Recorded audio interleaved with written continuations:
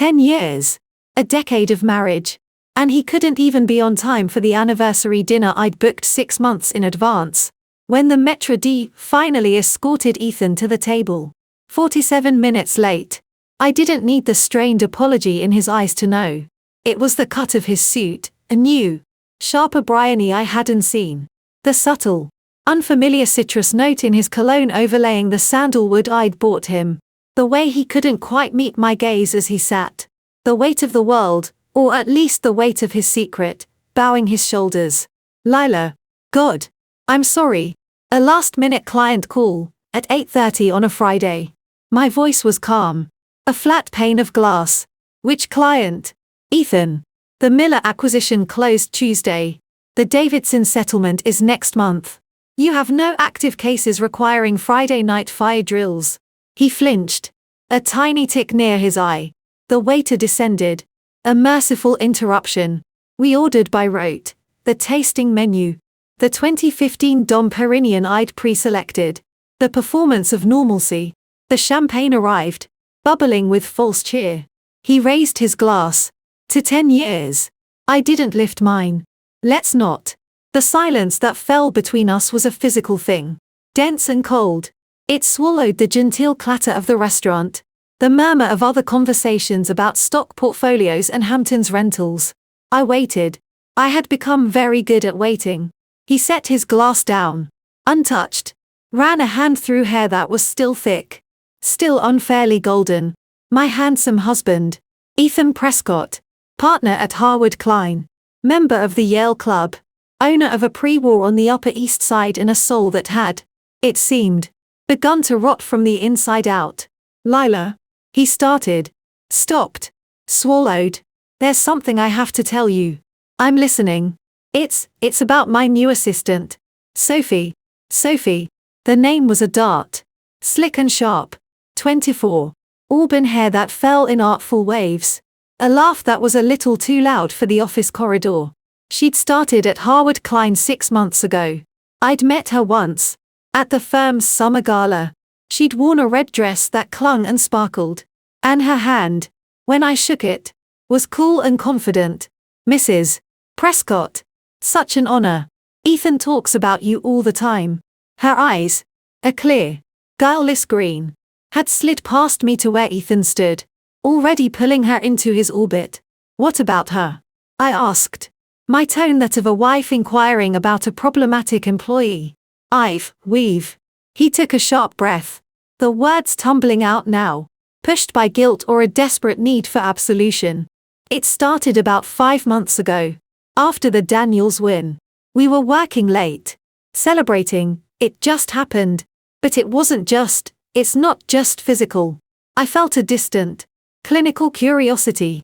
What is it? Then. It's real. The word was a blasphemy in this temple of our shared life. She understands me. The pressure. The drive. It's different with her. Lively. New. I see. I took a small sip of water. The ice was gone. It was tepid. Duration. What? How long has this real connection been going on? Ethan. You said it started 5 months ago. Has it been continuous? He looked baffled. As if I'd asked for a spreadsheet.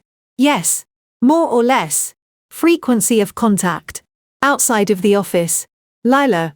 For God's sake, how often? Ethan. A few times a week. He muttered. Staring at the tablecloth. You have a key to her apartment. Or is it a hotel? His head jerked up. How did you? The credit card statement. Ethan. The one I still have access to. The recurring weekly charge at the Lowell.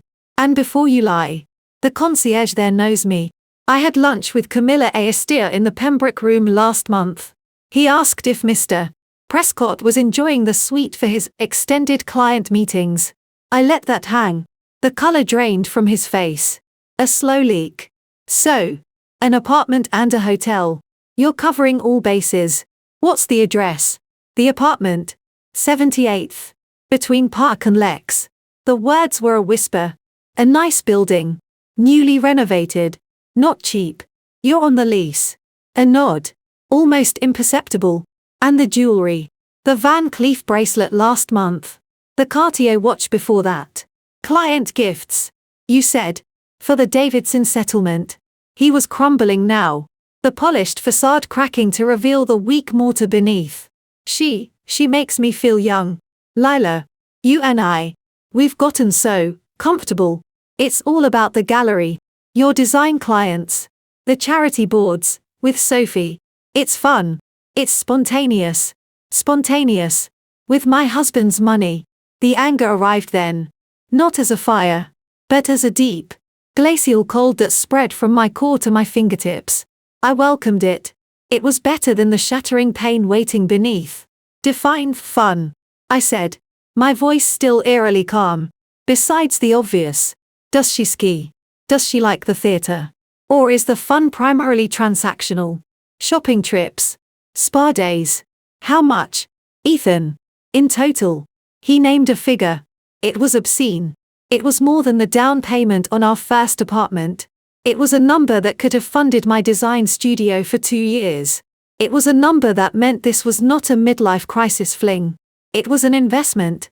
The first course arrived, a delicate fluke crudo with sea beans and yuzu. It looked like art.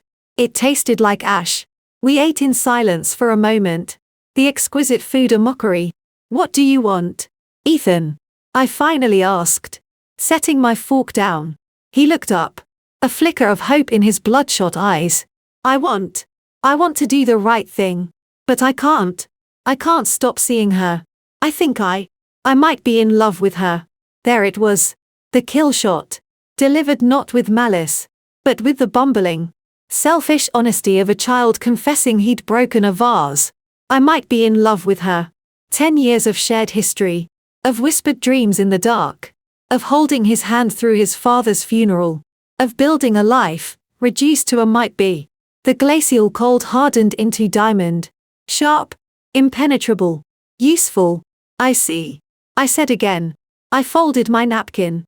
A precise, deliberate motion. Then I believe we are at an impasse. You are, as they say, in love. I am, apparently, comfortable. This is not a sustainable model for a marriage. Lila. I'm so sorry. Sorry is a sentiment. It is not a solution. I leaned forward, lowering my voice. The couple at the next table was pretending not to listen.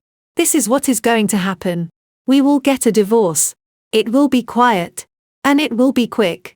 No dragging our names through the tabloids. No embarrassing scenes at the Yale Club. We will tell our families, and our closest friends, that we grew apart. An amicable separation. You will cite irreconcilable differences. I will not contest it. He stared at me, shock wiping his face blank. This wasn't the script. There should have been tears. Screaming. Thrown wine. A public spectacle.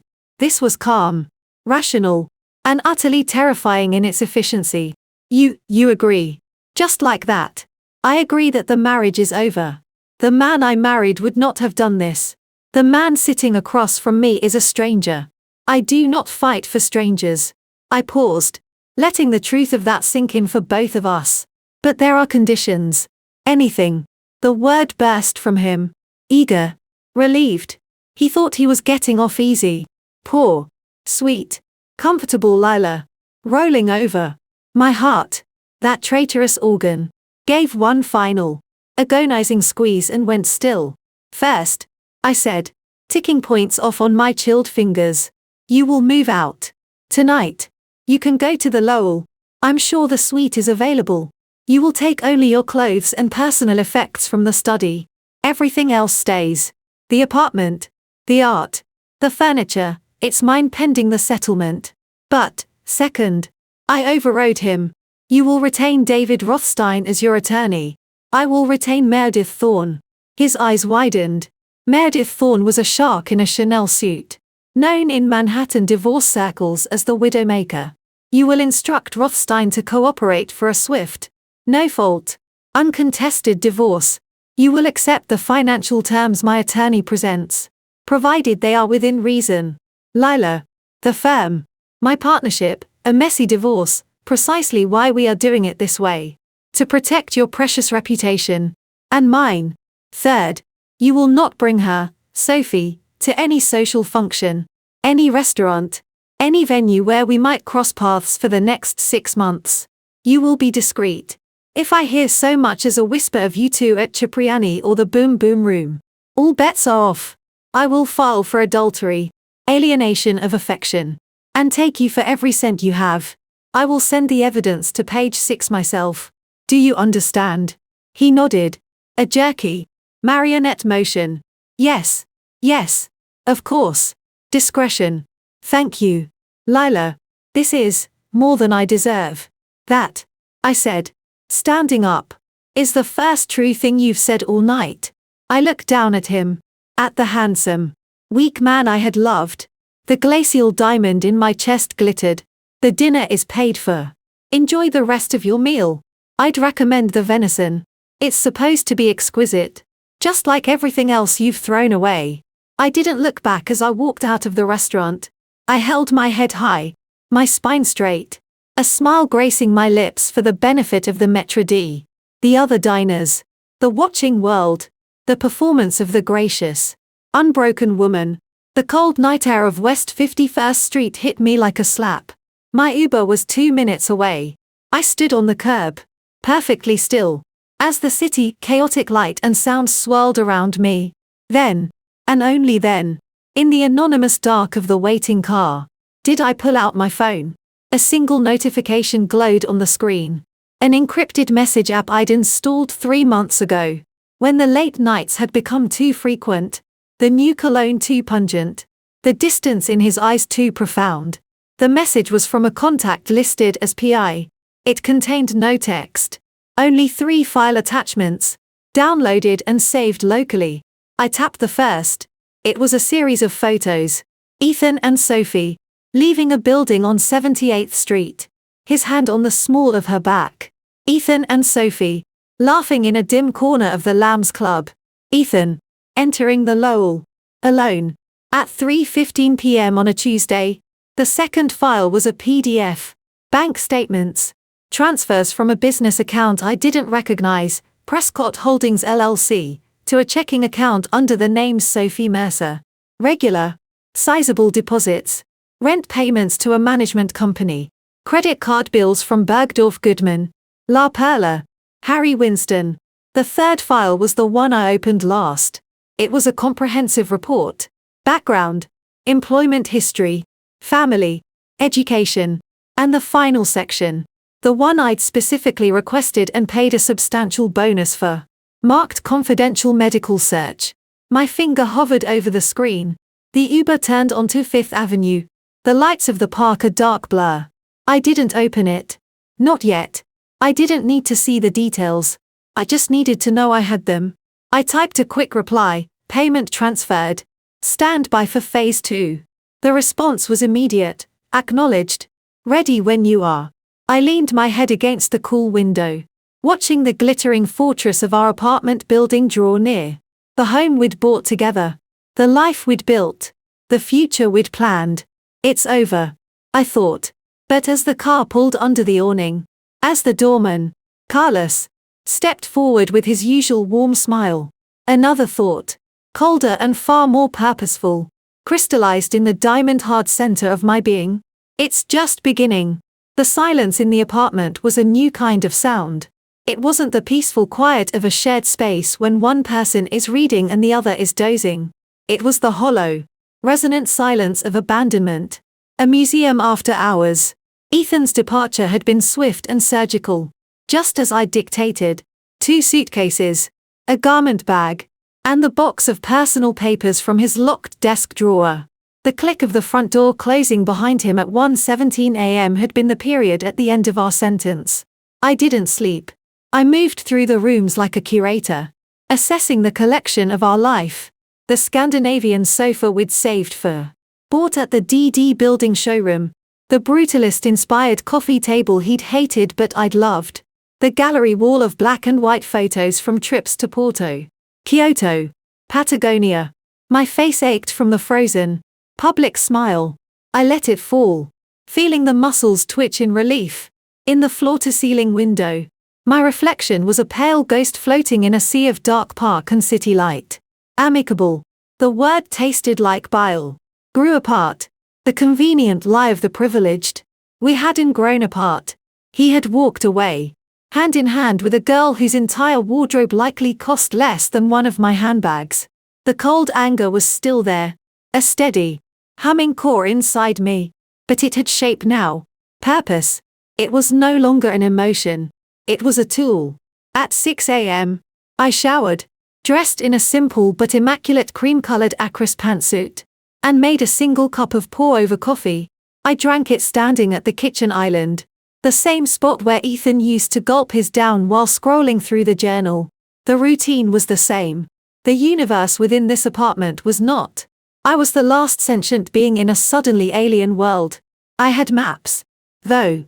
The files on my phone. My first call was at 8:30 a.m. sharp. Meredith Thorne's office on Park Avenue. Meredith Thorne's office. A crisply efficient voice answered. Lila Prescott for Ms. Thorne. She's expecting me. A brief hold. Then a different voice. Lower. Smoother. Devoid of unnecessary warmth. Lila. Meredith. I've cleared my next hour. Come up. Meredith Thorne was a lesson in controlled power.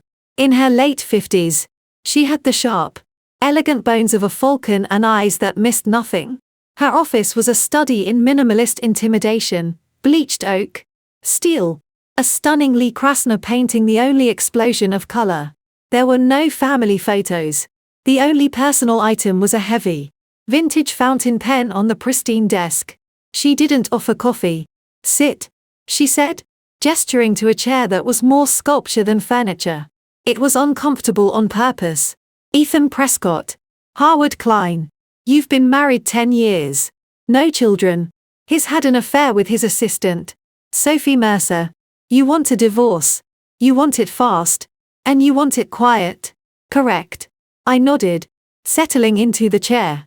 Back straight. Substantially correct. I want it to appear fast and quiet. I want the public narrative to be an amicable, no-fault dissolution, irreconcilable differences, a clean break. Meredith's eyes, the color of flint, narrowed a fraction. But I do not want a clean break financially.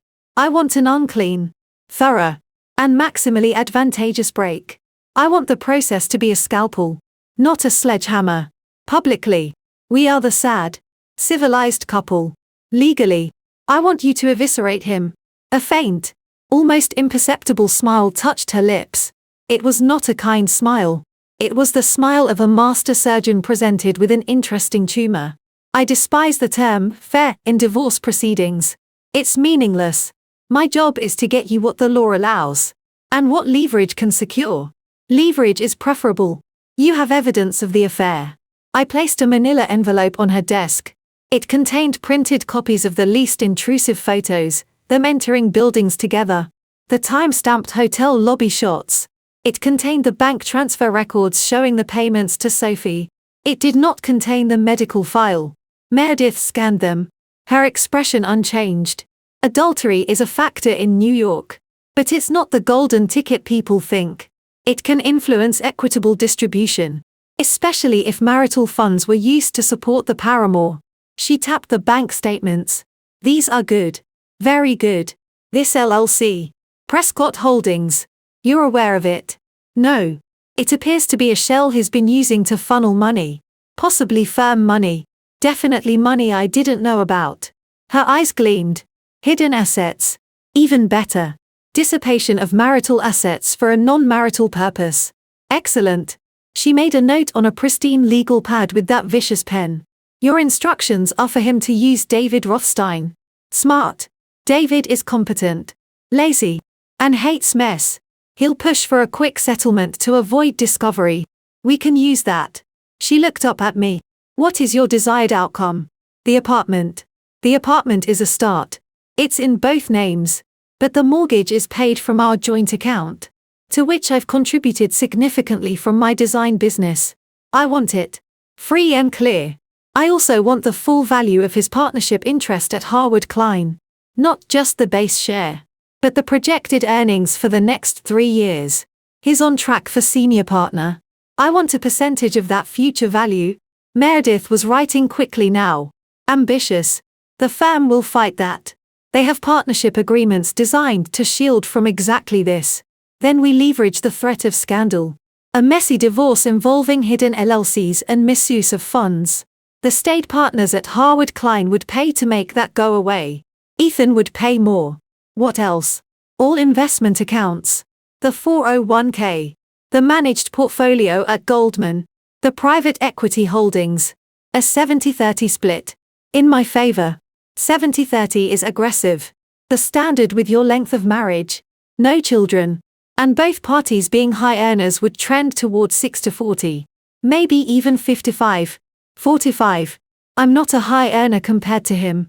My business is successful. But it's not seven-figure partner successful. And I have evidence of fault. Aggressive is the starting point. I also want the house in Southampton. Not the Palm Beach one. He likes that one too much. Southampton. Meredith leaned back. Assessing me. You've done your homework. I've had time to think. Alimony. Maintenance. Lump sum. I don't want a monthly check from him for the next decade. I want a clean financial break. Once the money is in my account. A single, large, painful transfer that ends all future obligations. That will be a larger number. I know. She was silent for a long moment. You understand, Lila, that to get this, to have a chance at this, we cannot just threaten. We will have to be prepared to litigate, to dig, and to drag things into the light. The very things you want to avoid publicly. I know. The threat must be credible. The dossier must be so damning that to fight it would be financial and reputational suicide. I want him to look at the prospect of a court battle and see only an abyss. I want him to beg to settle on my terms. And the girlfriend. Sophie. She said the name like it was a mildly unpleasant species of insect. She is a tool. A means to an end. Her existence proves the affair. Her financial dependency proves the dissipation. Her background may provide additional pressure points. I kept my voice level. But the target is Ethan. His career. His reputation. His money.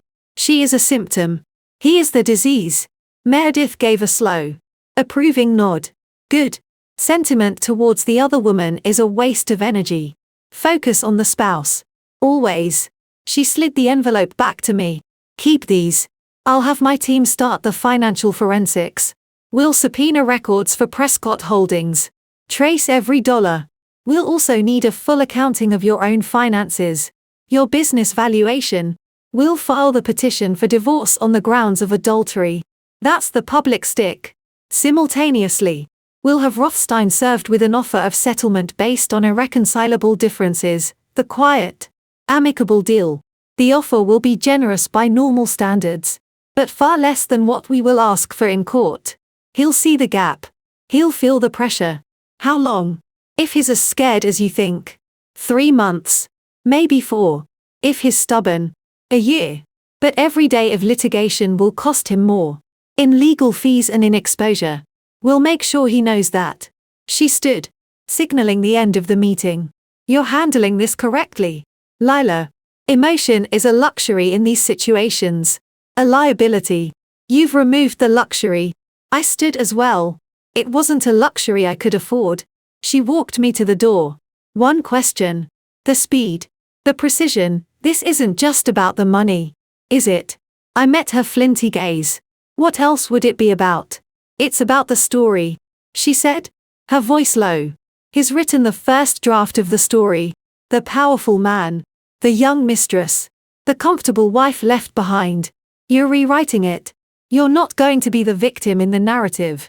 You're going to be the silent partner who walks away with the keys to the kingdom. That's a better story. I didn't answer. I just gave her a slight, icy smile of my own and walked out. The next call was harder. My mother, Eleanor, in Greenwich. The landline rang in the sun-drenched kitchen of my childhood home. A place that smelled perpetually of lemon polish and gardenias. Lila, darling, I was just thinking of you. How was the anniversary dinner? Did Ethan love the watch? Her voice, so full of warm anticipation, was a physical blow. I clenched the phone. Mom, it's over. Ethan and I. We're getting a divorce. The silence on the other end was profound. Then, a sharp intake of breath. What? Lila. No. What happened? Did you have a fight? Every marriage has rough patches. Sweetheart. Your father and I, he's having an affair. Mom. With his 24-year-old assistant. It's been going on for months. Another silence. This one was colder. I could picture her. Perfectly coiffed. Sitting at the breakfast nook. The world reordering itself unpleasantly around this new, sordid information. I see. The warmth was gone. Replaced by a socialite's crisp assessment of damage. How unfortunate. And vulgar. An assistant. The word was a slur. What are your plans? I've retained Meredith Thorne. A pause. Meredith's reputation preceded her. Ah, strong choice. Your father won't like it. He plays golf with Ethan's senior partner, Arthur Harwood. I'm sure Arthur Harwood will be more concerned with the fact that Ethan has been funneling firm money through a shell company to pay for his mistress's apartment and jewelry. That tends to sour a golfing partnership. My mother was silent for so long I thought the line had gone dead. I see. She said again. And now her voice held a new note. A hint of grim respect. You have evidence. I do. And you're sure. About this path. It will be ugly. Lila. The people we know, they'll take sides. There will be talk. There's already talk. Mom. Or there will be. I'd rather the talk be about how efficiently I handled it. Rather than how pitiful I looked when he left. She sighed. A world-weary sound. You're my daughter. Of course we support you. Your father will be disappointed in Ethan. But he'll do what's necessary. Do you need to come home? For a few days. The offer. So rare from my emotionally reserved mother. Almost undid me. Almost. No. Thank you. I need to be here. To manage this. Very well. Another pause. Lila, you all right? The directness of the question surprised me. I'm functional. I said. Which was the truth. Good. Being functional is the first step. Call if you need anything. She hung up. The conversation too fraught with unspoken things, her own quiet disappointments. The pressure to maintain appearances. The unspoken rule that women of our class endured certain things with a stiff upper lip. I had chosen not to endure. I had chosen war. I think. In her own way. She understood. The following days were a blur of grim activity. I met with my business manager.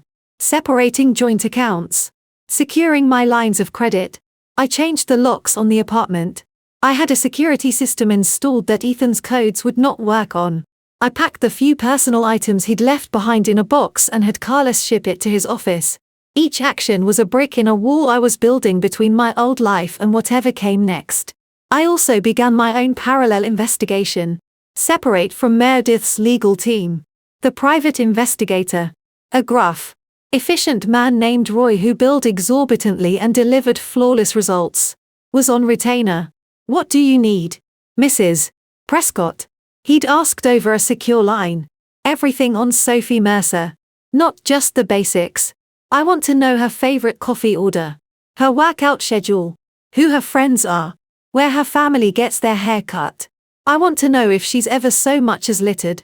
And I want to know about her health. Medical history. Everything. Medical is tricky. HIPAA laws are tight. I'm aware. Find a way. Background checks for employment sometimes require waivers. See if she signed one for Harwood Klein. Check with the temp agency she worked for before. Look for paper trails. Old insurance forms. Be creative. Understood. While Roy dug, I dove into the digital paper trail myself. Ethan was smart. But he was arrogant. He'd gotten sloppy. Believing I was too trusting. Too wrapped up in my fabric swatches and client presentations to notice. The LLC, Prescott Holdings, was a masterpiece of casual fraud. It was registered in Delaware. Listed as a consulting firm. Its bank statements showed regular, sizable deposits from what appeared to be a subaccount of Harwood Klein's client escrow fund. The memos read Client Development, S. Mercer or Research Services.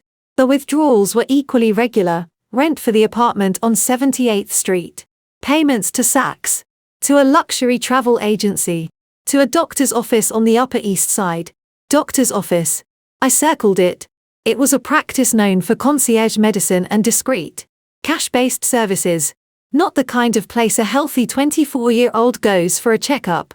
One evening, a week after the confession, I was deep in a spreadsheet tracing the LLC's flow of funds when my phone buzzed. An unknown number. I let it go to voicemail. A minute later, a text appeared from the same number. Lila. It's Ethan. We need to talk. Please. I stared at the words. The please was new. The begging tone. I waited an hour. Then texted back, all communication through attorneys now. His response was immediate. It's not about the divorce. It's about us. Can I come by? Just to talk. No. I typed. There is no us to talk about. I made a mistake. A terrible, terrible mistake. It's over with, Sophie. I ended it. I almost laughed. The speed of it. The cowardice. The affair hadn't ended because of a moral epiphany.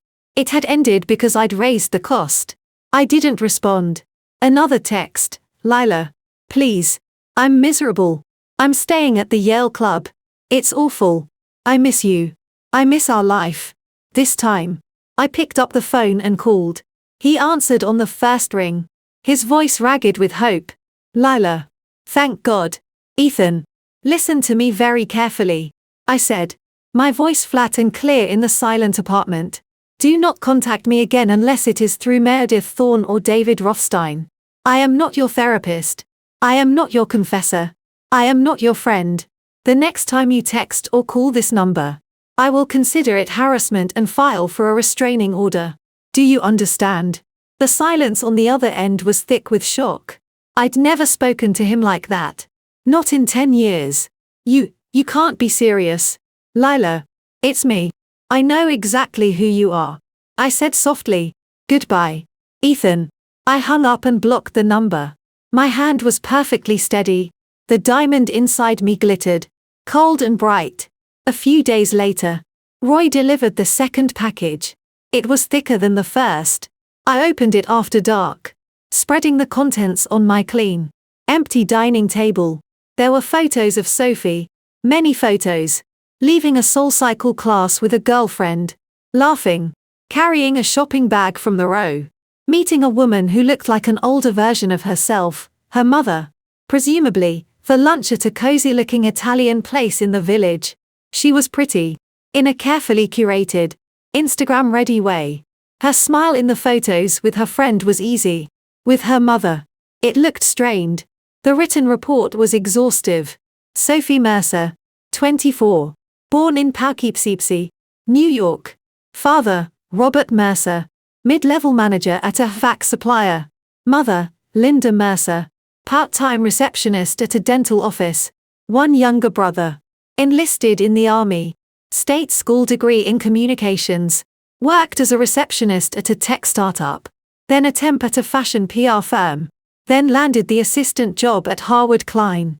Credit score, mediocre. Debt, significant student loans. Credit card balances. Ambitions, according to a paid friend.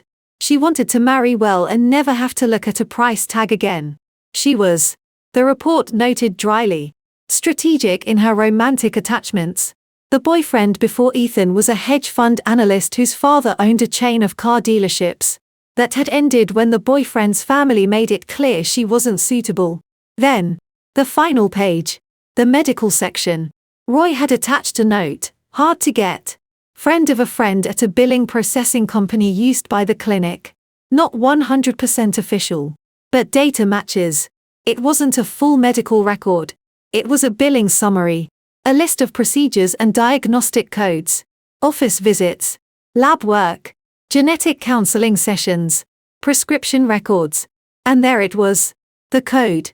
The one I'd had Roy specifically look for. A desperate hunch based on a half-remembered detail from a magazine article about a client's sister. A code for a specific genetic test. A test for the HT gene. Huntington's disease. My breath caught. It wasn't a diagnosis. Not yet. The test could be predictive. For someone with a family history.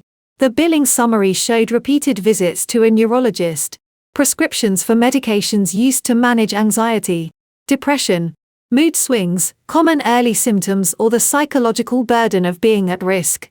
I leaned back, the expensive paper crisp under my fingers. Pieces clicked into place with an almost audible snap. The urgency, the need for security, for a financial life raft, a young woman with a possible death sentence hanging over her head, from a modest background with no safety net. Ethan wasn't just an affair. He was a plan. A handsome, wealthy, emotionally vulnerable plan. A wave of something dark and ugly washed over me. Not pity. Not for her. It was a profound, chilling understanding. This wasn't a story about love or lust. It was a story about survival. Her survival. And now, it was about mine. I thought of Ethan. Ethan, who valued appearance above all else. Ethan, who feared illness, decay, dependency, who had panicked when my father had a cancer scare, asking me incessantly if it was hereditary. Ethan, with his perfect hair and his perfect life, tying himself to a time bomb wrapped in a red dress. He didn't know. He couldn't know.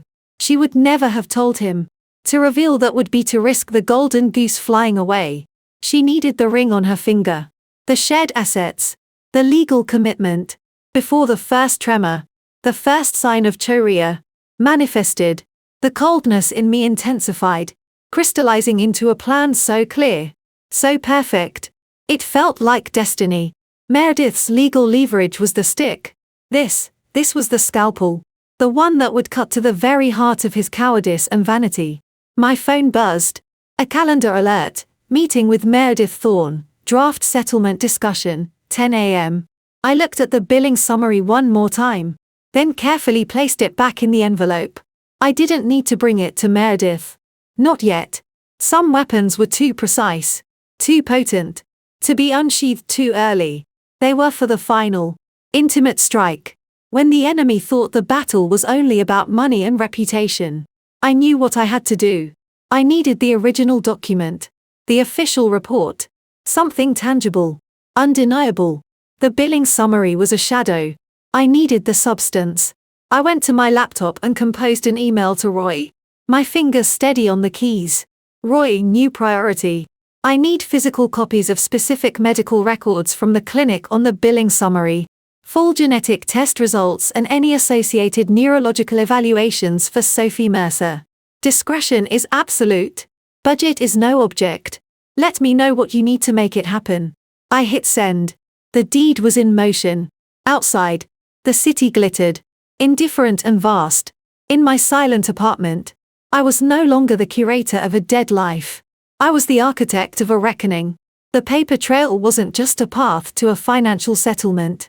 It was a trail of breadcrumbs leading to the very core of the betrayal.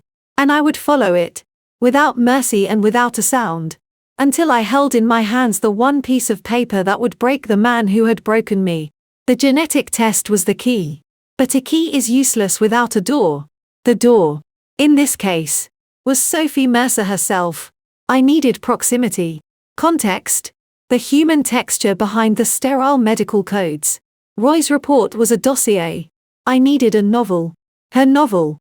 I needed to know her fears, her routines, her unguarded moments. I needed to become a ghost in her life. A silent witness to the performance she was staging for my husband. And for herself. It started with observation. Passive. At first, I knew her address. The building on 78th Street was a sleek, new construction glass and steel affair. Out of place among the older limestone and brick. Security, a doorman. Keycard access. Cameras. Not impenetrable. But a direct approach was out of the question. I didn't need to get inside. Not yet. I needed to see the pattern of her life. For a week, I became a fixture in the neighborhood. My alibi was plausible. I was a designer. Scouting locations. Meeting with fabric wholesalers on the Upper East Side. I wore large sunglasses. Pulled my hair into a low ponytail. Dressed in nondescript but expensive athleisure wear, the uniform of 1,000 wealthy neighborhood women. I carried a tote bag heavy with fabric samples and blueprints. I sat in a coffee shop 2 blocks down with a direct sightline to her building's entrance. I read design magazines on my tablet. The camera app open. Set to video. Her schedule was predictable. A young woman playing at being a kept woman with purpose. Mornings. Around 8:15. She emerged. Always immaculate. Her style was a careful, studied blend of sexy and sophisticated, tight-fitting theory trousers. Silk blouses with one too many buttons undone. Towering heels. She navigated with the confidence of a born New Yorker. She worked. That much was clear. She went to an office. But the hours were flexible. She'd leave Harwood Klein. According to the building's public directory I'd checked. At odd times, 3 p.m. on a Tuesday, 1 p.m. on a Thursday. Sometimes she'd return to her apartment. Sometimes she'd meet a friend, the same one from Roy's photos. A bubbly blonde named Chloe. They'd go to overpriced juice bars, boutique fitness studios, or shop. One Tuesday, she met her mother. I saw them from my perch. Linda Mercer was a faded version of her daughter. Her clothes slightly dated. Her posture defensive. They met at a small, quiet French bistro. I took a table at the back, behind a potted fern. I couldn't hear everything, but the tone was clear, tension, laced with a desperate, anxious affection. Just want you to be careful, Sophie, Linda was saying. Her voice a low, worried hum. This man, Ethan, he's married. It's not right. Mom, please, not now. Everything is under control. Sophie's voice was smooth, practiced, a rehearsed line. She stirred her cappuccino, not meeting her mother's eyes. Is it? You're still going to the doctor? Sophie's head snapped up. Keep your voice down. She glanced around, her gaze sweeping past my hidden table. Yes, I'm fine. It's just monitoring. Like I told you. And you told him. This Ethan. A brittle, humorless laugh. God. No. Are you kidding?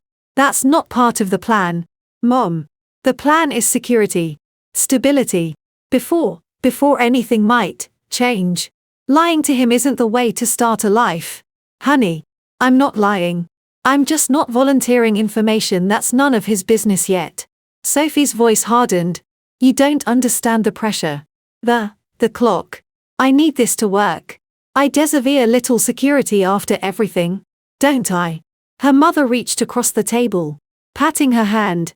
A gesture that was both loving and hopeless. Of course you do. Baby. I just worry. Don't. Worry is a luxury I can't afford. Sophie pulled her hand back, signaling the end of the discussion. Now, tell me about Dad's bowling league. I left cash on the table and slipped out. My heart hammering a cold, rhythmic beat against my ribs. The clock. Before anything might change. It wasn't proof. But it was confirmation. The genetic spectre was real. And it was the engine of her ambition. She wasn't just a gold digger. She was a refugee. Seeking higher ground before the flood. Understanding that didn't soften me toward her. It just made her more dangerous. And her manipulation of Ethan more calculated. It also gave me a timeline. She was in a hurry. My own timeline accelerated a few days later. Meredith's team had made progress. The financial forensics were a thing of dark beauty. They'd traced the LLC's funds not just to Harwood Klein's escrow account, but to 2 specific client retainers. Ethan had been creatively reallocating client money, a breach of ethics that bordered on, and often crossed into, illegality. It was a powder keg under his partnership. Meredith had drafted the divorce petition. It was a masterpiece of legal aggression, citing adultery, dissipation of marital assets, and emotional cruelty. The attached settlement offer, the amicable one, was generous enough to look reasonable, but it demanded the apartment, 60% of all liquid assets, and a sizable lump sum alimony payment. We serve him with this, Meredith said, sliding the papers across her desk to me. The petition and the offer simultaneously. He'll see the abyss. Then, we wait. Rothstein will call. Sputtering. We'll negotiate from a position of absolute strength. When? I asked. My voice calm. Tomorrow. My process server will deliver it to his office. Let his colleagues see it. Let the whisper network start. Good. I felt a thrill. Sharp and cold. The first move in the open war. There's something else. I may have additional leverage soon. Of a more personal nature.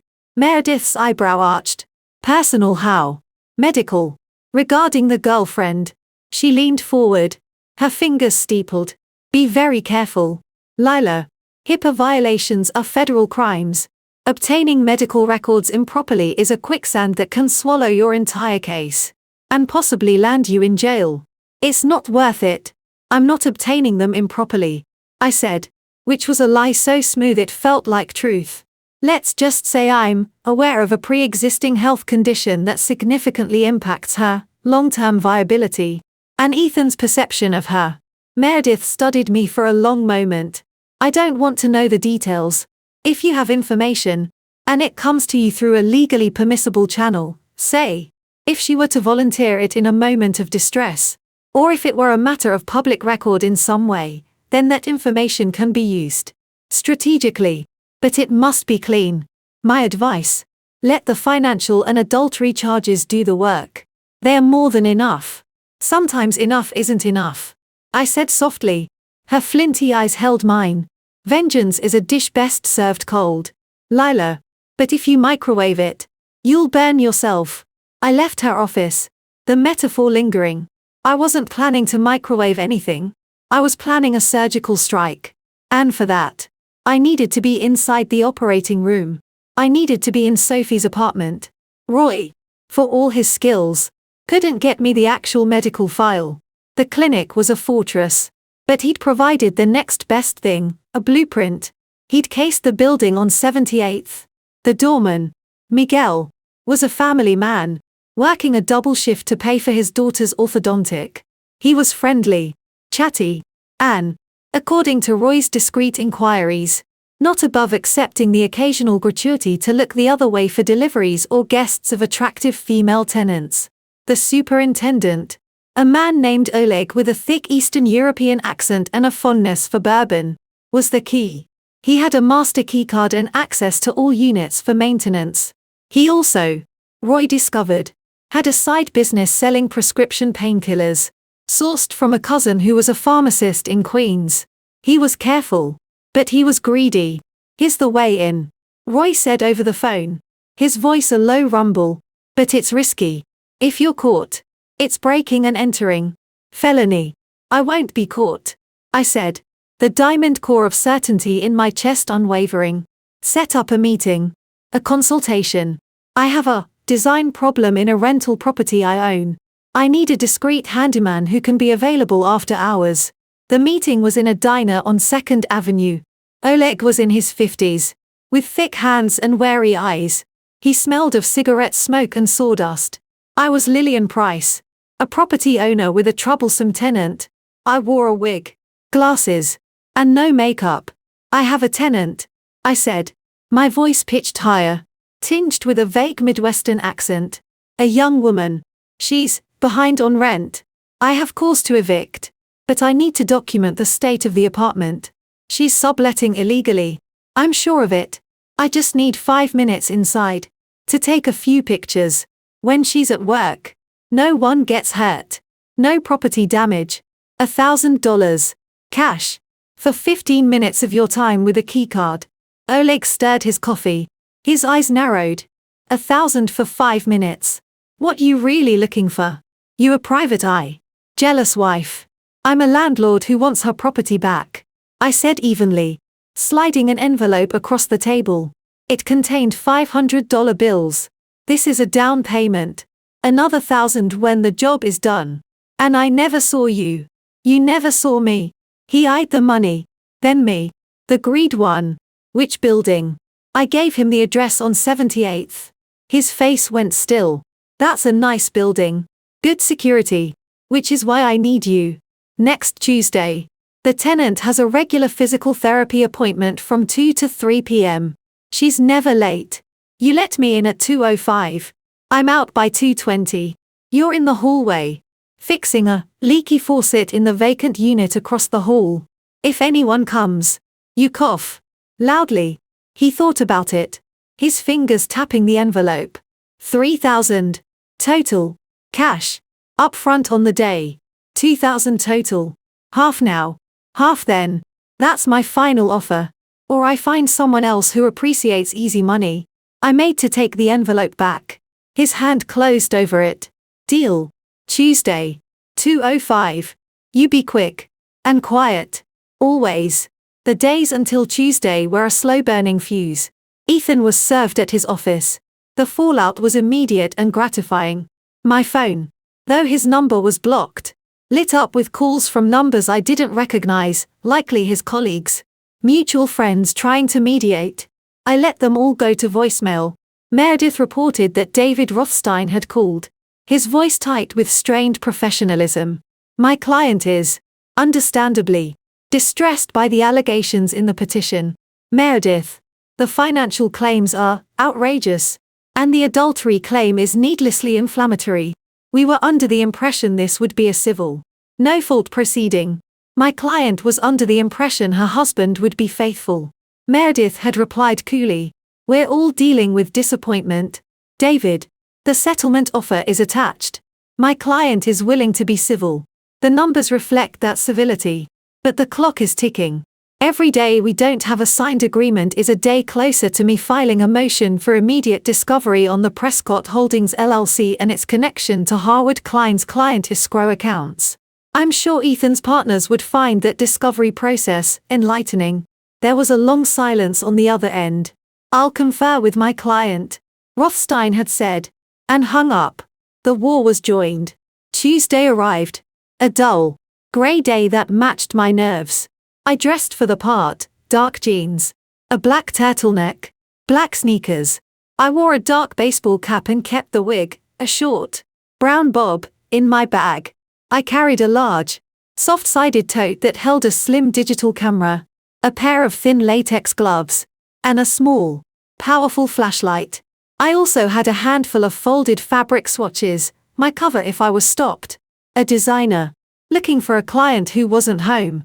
At 1:55 p.m., I was in the service alley behind the building on 78th.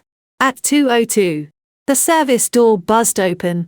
Oleg, in a maintenance uniform, jerked his head for me to follow. We took the service elevator to the 12th floor. The hallway was empty. Quiet. Plush with new carpet. 12B. He muttered, swiping a keycard. A soft click. 15 minutes. I'll be at 12A. Tap the door twice when you leave. Don't touch anything you don't have to. I nodded, pulled on the gloves, and slipped inside. Sophie's apartment smelled of vanilla-scented candles and new money. It was a one-bedroom, decorated in the generic upscale style of a luxury rental, grey L-shaped sofa, glass coffee table, a large TV mounted on the wall. But her touches were everywhere. Throw pillows in garish animal prints. A stack of coffee table books about fashion and travel, likely unread. A cluster of framed photos on a console table, Sophie with her friend Chloe.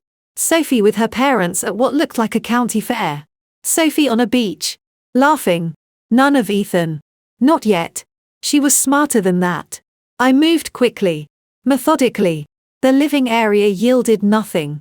The kitchen was clean. Showroom clean. The refrigerator held expensive sparkling water. Pre-made salads from Dean DeLuca. A bottle of champagne. The bathroom was a temple to upkeep. La Mer creams. Orib hair products. A medicine cabinet filled with the usual array of supplements. Allergy meds. Sleeping pills. And there, tucked behind a bottle of Advil, the prescription bottles. Sertraline. An anti-anxiety medication. Clonazepam. For occasional use. Both in her name. Both from a psychiatrist whose name I recognized from the billing summary. My heart beat a steady, hard rhythm. I took photos of everything with the silent digital camera. The living room. The photos. The medicine cabinet. Proof of occupancy. Of a lifestyle funded by my husband. Then, the bedroom. It was dominated by a large, upholstered bed. Unmade. The sheets a tangled mess of high thread count white linen. The sight of it, the intimacy of the rumpled sheets, sent a bolt of pure, Undiluted rage through me. I forced it down. Forced my breath to even out. This was not the time. Her closet was a walk-in. Bursting with clothes. Many with tags still on. Shoes lined up in obsessive rows. Handbags on shelves. I scanned them. Looking for a safe. A lockbox. A filing cabinet. Nothing. Her desk was a small, feminine writing table by the window. A laptop. Closed. A few bills. A notepad. I shone my flashlight at an angle across the notepad. The indentations from previous writing glowed in the slanted light. A phone number. A scrawled reminder, call Dr. A test results 2s. And a list. Anniversary. Trip. Aspen. Talk future. Timeline. The word was underscored. I photographed the notepad. Then, carefully, I opened the top desk drawer. Pens. Paper clips. Sticky notes. The second drawer held files. My breath hitched. One was labeled taxes. Another lease. A third. A plain manila folder. Had a post-it on it that simply said med. My hands, gloved in latex, were perfectly steady as I pulled it out. I opened it. On top was a bill from the concierge medical clinic. Detailed. Listing charges for comprehensive genetic counseling and analysis and neurological consultation. Beneath it, a lab report from a company called GeneDx. Patient, Sophie and Mercer. DOB. Medical record number. And then, the result. Test, Huntington, HTT, gene. CAG repeat expansion analysis. Result, positive. CAG repeat number, 42. Interpretation, a CAG repeat number of 40 or more is associated with the development of Huntington's disease, HD. This is a positive result for the HD genetic mutation. Penetrance is complete. Genetic counseling is strongly recommended. The words swam on the page. Positive. Complete. It was one thing to suspect. It was another to hold the proof in your hands. A death sentence. Written in sterile, clinical language. A sentence she was hiding from the man she was using as her lifeboat. Beneath the lab report were printed articles about Huntington's disease. Symptoms. Progression. Treatment options. They were highlighted. Notated in a frantic, looping script. Age of onset variable. 30s to 40s. Psychiatric symptoms often first. Chorea. Cognitive decline. No cure. And at the very bottom, a handwritten note. On a piece of lavender-scented stationery. Plan, secure commitment, ASAP. Prenup. Must be favorable. Need guaranteed support. Long-term care costs astronomical. Do not tell him. Not until after. Love is not enough. Security is everything. I stared at the note. The coldness of it. The calculation. Love is not enough. Security is everything. It was my own credo. Reflected back at me in the handwriting of the woman sleeping with my husband. The symmetry was grotesque. I heard a faint cough from the hallway. Oleg's signal. My time was up. Quickly, I laid the lab report and the handwritten note on the desk and photographed them. The flash off. The cameras click a silent snick in the quiet room. I took close-ups of the critical lines. Then, with meticulous care, I returned everything to its exact position in the folder. The folder to the drawer. The drawer to its original alignment. I gave the room one last scan. My eyes fell on the nightstand. On it, a book, How to Win Friends and Influence People. I almost laughed. And next to it, a small, velvet ring box. I shouldn't have. I knew it was a risk. But I had to know. I opened it. Inside, nestled in white satin, was a ring. Not an engagement ring. A cocktail ring. A large, gaudy sapphire surrounded by diamonds. Tacky. Expensive. The kind of thing a man with new money and no taste would buy to placate a younger woman. A gift from Ethan. A promise of more. Perhaps. But not the promise. Not yet. I closed the box. Replaced it exactly. Then I slipped out of the bedroom. Through the living room. And tapped twice on the front door. Oleg was there. Pretending to adjust a smoke detector. He nodded toward the service elevator. I rode down alone. My tote bag heavy with the camera. Heavy with the truth. Back in my apartment. The wig and gloves disposed of. The camera's memory card safely backed up to an encrypted cloud drive and 2 separate hard drives. I finally let myself feel it. Not triumph. Not yet. It was something darker. More complex. A profound, weary understanding of the game we were all playing. Ethan, chasing lost youth. Sophie, fleeing a genetic doom. Me, fighting for the ruins of a life I'd thought was real. I had the weapon now. The ultimate piece of paper. Not just proof of an affair, but proof of a fundamental, life-altering deception. A lie of omission so vast it rendered every sweet word, every tender touch between them a calculated fraud. I printed 1 copy of the lab report and the handwritten note. I placed it in a fresh, plain folder. This was not for Meredith. This was not for the courts. This was for one man. For the look on his face when the story he thought he was living, the story of a powerful man reinvigorated by a young, vibrant lover, shattered into the truth. He was a mark, a bank account, a future nurse's fund. I poured a glass of water and stood at my window, looking out at the city. Somewhere out there, Ethan was probably in a conference room, or at a bar with Rothstein, strategizing how to protect his money, his reputation. Somewhere, Sophie was maybe buying a new dress, or planning a romantic weekend, ticking off the boxes on her timeline. And I was here, in the silent heart of the storm I had created, holding the piece of paper that would change everything. The conflict was no longer just between husband and wife. It was a 3-way collision of desperate needs, cold strategies, and the brutal truth that in the end, we were all just trying to survive. The only question was who would be left standing when the dust settled. The conference room at Rothstein, Glass Faber, was a monument to masculine anxiety disguised as power. Dark walnut paneling absorbed the light. Heavy leather chairs groaned under the weight of implication. And the air smelled of lemon polish and old money. It was a room designed to make people feel small, to remind them of the immovable institutions they were up against. I found it oddly comforting. Today, I was the immovable object. I sat beside Meredith Thorne, a study in contrast, where the room was dark and heavy. She was a blade of light in a cream-colored Alexander McQueen suit, her posture so perfect it seemed to defy gravity. I wore navy blue, a simple, expensive Roland Mouret dress that spoke of understated authority, not flashy wealth. My hair was smoothed back, my makeup minimal, my jewelry a single strand of pearls that had belonged to my grandmother. I looked like what I was supposed to be, the wronged wife. Dignified, unassailable. Inside, the cold diamond hummed. Across the vast, polished expanse of the table, Ethan sat flanked by David Rothstein. Ethan looked like hell. His tan had a sallow undertone. His custom suit hung slightly loose.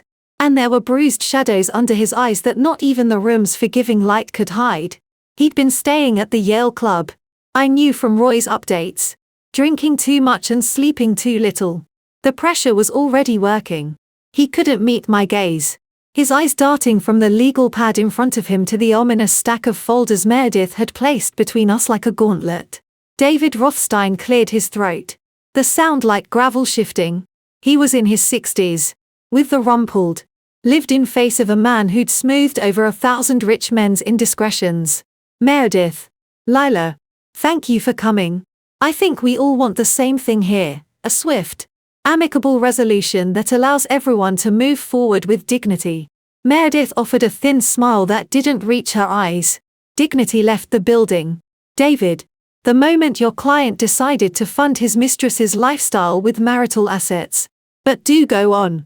We're listening. Ethan flinched. Rothstein's jaw tightened. Now, Meredith. Let's not be hyperbolic. My client has acknowledged that this is a painful situation. He's here in good faith to reach a settlement that is fair to both parties. Good faith. Meredith repeated, as if tasting the words and finding them sour. She opened the top folder. Good faith doesn't involve the systematic diversion of funds from a marital partnership, and, I might add, from a client escrow account at Harwood Klein, into a shell LLC for the sole purpose of supporting an extramarital affair. Good faith doesn't involve leasing an apartment for one's mistress while one's wife pays the mortgage on the marital home. Let's not insult each other with euphemisms. David, we're here because your client committed gross financial misconduct and adultery. We're here to discuss the price of that misconduct. Rothstein held up a placating hand. The transfers to Prescott Holdings were ill-advised. I'll grant you. But they were loans. Meredith. To be repaid. And the apartment is a corporate lease. For client entertainment. Oh. Please. I said. My voice cutting through the legalese. It was the first time I'd spoken. Both men looked at me. Startled. I kept my eyes on Ethan. Spare us the fiction. Ethan. We're way past that. The Lowell. Was that for client entertainment too? The Van Cleef bracelet. The trips to Napa. Were you tasting vineyards with a corporate client named Sophie? Ethan's face flushed a mottled red. Lila. This isn't the place. This is exactly the place. I said. My tone conversational. Almost pleasant. This is the only place left for us. So let's have some truth. For once. You emptied our joint savings to seed that LLC. You've been funneling money to her for months. You lied to me. You betrayed me. And you did it with our money. So let's talk about what that's going to cost you. Rothstein interjected, trying to regain control. Lila, no one is denying this is painful. But New York is an equitable distribution state. The fact of an affair, while regrettable, doesn't entitle you to everything. My client is prepared to be more than generous. He's offering you the apartment. Free and clear. A one-time lump sum payment of $2 million. And reasonable spousal support for a period of 5 years. That's a very fair offer. Given the length of the marriage and your own earning capacity. I didn't even blink. Meredith gave a soft, derisive snort. $2 million. David. That's an insult. The apartment has $3 million in equity. The value of Ethan's partnership interest, based on last year's profit share and projected growth, is north of $12 million. The hidden assets in Prescott Holdings exceed $800,000. Your offer doesn't even cover the theft, let alone the betrayal. She slid a single sheet of paper across the table. This is our offer. Rothstein put on his reading glasses, his lips moving silently as he scanned the document. His face grew steadily paler. He looked up, his eyes wide behind the lenses. This is outrageous. You can't be serious. I am deadly serious. Meredith said. The apartment. The Southampton house. 70% of all liquid assets, including the 401k and the investment portfolios. 100% of the assets in Prescott Holdings, as they are demonstrably the product of marital fund dissipation. A lump sum payment of $8 million, representing a share of future partnership earnings, to be paid over 3 years. And my client retains full ownership and control of her design business, which, I should add, your client has consistently undervalued and dismissed. Ethan finally found his voice. It was ragged, strained. $8 million. 70%. Lila. This is ruinous. You take everything I've worked for. I turned my head slowly to look at him. The anger I felt was so cold it was almost peaceful. No. Ethan. You took everything we worked for. You took our marriage, our trust, our future. You gave it to a girl half your age. I'm just reclaiming what's left of the material assets. Consider it a restocking fee. This is blackmail. He spat, half rising from his chair. Sit down. Ethan. Rothstein said sharply, pulling at his sleeve. He turned back to Meredith, his expression grim. You know as well as I do that no judge will award this. It's punitive. The adultery claim will get you some favorable distribution. Maybe 60-40. Not this. And the firm will never agree to a payout on future earnings. It's unprecedented. Then I guess we'll have to ask a judge, Meredith said calmly. And while we're in discovery, we'll be subpoenaing every email, every financial record from Harwood Klein related to Prescott Holdings. We'll be deposing your client's partners, asking them pointed questions about their knowledge of funds being shifted from client accounts. We'll be deposing Sophie Mercer, under oath, about the source of her income, her apartment, her jewelry, The New York Post loves a good lawyer and his lover story, especially when firm money is involved. I wonder how many of Harvard Klein's blue-chip clients will appreciate seeing their retainers mentioned in page 6. The blood drained completely from Ethan's face. He looked at his lawyer, a silent plea in his eyes. Rothstein removed his glasses and pinched the bridge of his nose. Meredith, for God's sake, there's no need for that kind of scorched earth tactic. We can come to a reasonable agreement. Something that doesn't destroy my client's career in the process. My client's life has already been destroyed, Meredith said, her voice like ice. She is under no obligation to protect the career of the man who destroyed it. The offer on the table is the reasonable agreement. It's the price of silence. It's the price of me not filing a complaint with the Bar Association about the misappropriation of client funds. Sign it. And this stays a private, unfortunate divorce. Fight it. And I will make it my mission to ensure Ethan never practices law in this state again. And I will enjoy every minute of it. The room was silent, thick with the threat. I could see the calculations racing behind Rothstein's eyes. The risk assessment. The damage control. Ethan just looked shattered, staring at the table as if it were the edge of a cliff. I need to confer with my client, Rothstein said, his voice heavy. Privately. Of course, Meredith said, rising gracefully. Lila and I will be in the lobby. You have 15 minutes. We left them there, in that oppressive room, in the sleek, modern lobby. Meredith allowed herself a small, satisfied smile. They're rattled. The mention of the Bar Association, that's the button. No firm can survive that scandal. They'll pay to make it go away. It's just a question of how much. I nodded, looking out at the rain-slicked streets. The diamond inside me felt heavier, sharper. They'll counter. Probably 55, 45, maybe 6-40 if we push. They'll fight the lump sum on future earnings. Let them fight. The threat of exposure is our leverage. He'll cave. He has to. She looked at me, her head tilted. You're very quiet. This is going well. Better than I expected. It's not over, I said. 15 minutes later, we were called back in. Ethan looked even worse. If possible. Rothstein's expression was grim. Resigned. My client cannot agree to these terms. Rothstein began, holding up a hand as Meredith opened her mouth. However, he is prepared to make a significantly improved offer. The apartment, 60% of the liquid assets, a one-time payment of $3 million, in lieu of alimony, the Southampton house. We keep Palm Beach, and we keep Prescott Holdings out of it. It's dissolved as of today. The funds are returned. Meredith smiled. A predator's smile. No. The apartment, 70% of liquid assets, the Southampton house, a lump sum of $6 million, payable over 2 years, and Prescott Holdings, and all its records, are transferred to my client, to dispose of as she sees fit. That is our final offer. Ethan slammed his hand on the table. Damn it. Lila, this is insane. You're taking everything. What do you want from me? Blood. I looked at him. My head tilted. No. Ethan. I don't want your blood. I want you to understand the value of what you threw away. I want you to feel it. In the one place you care about most, your bank account.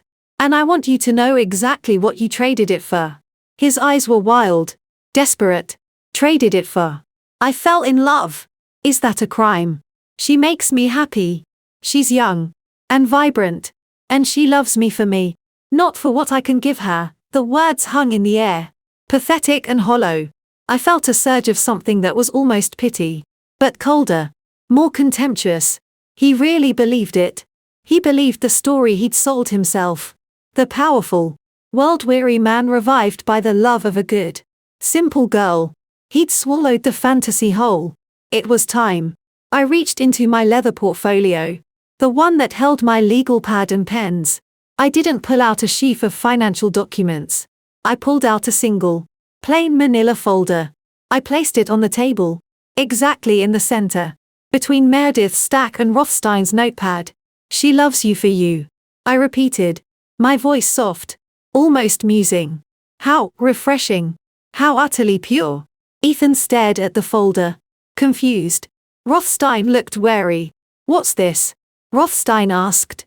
Another set of demands. No, I said. This isn't for the settlement. This is context. Think of it as due diligence. Something you should have done, Ethan, before you bet your entire life on a feeling. I opened the folder. I didn't look at the contents.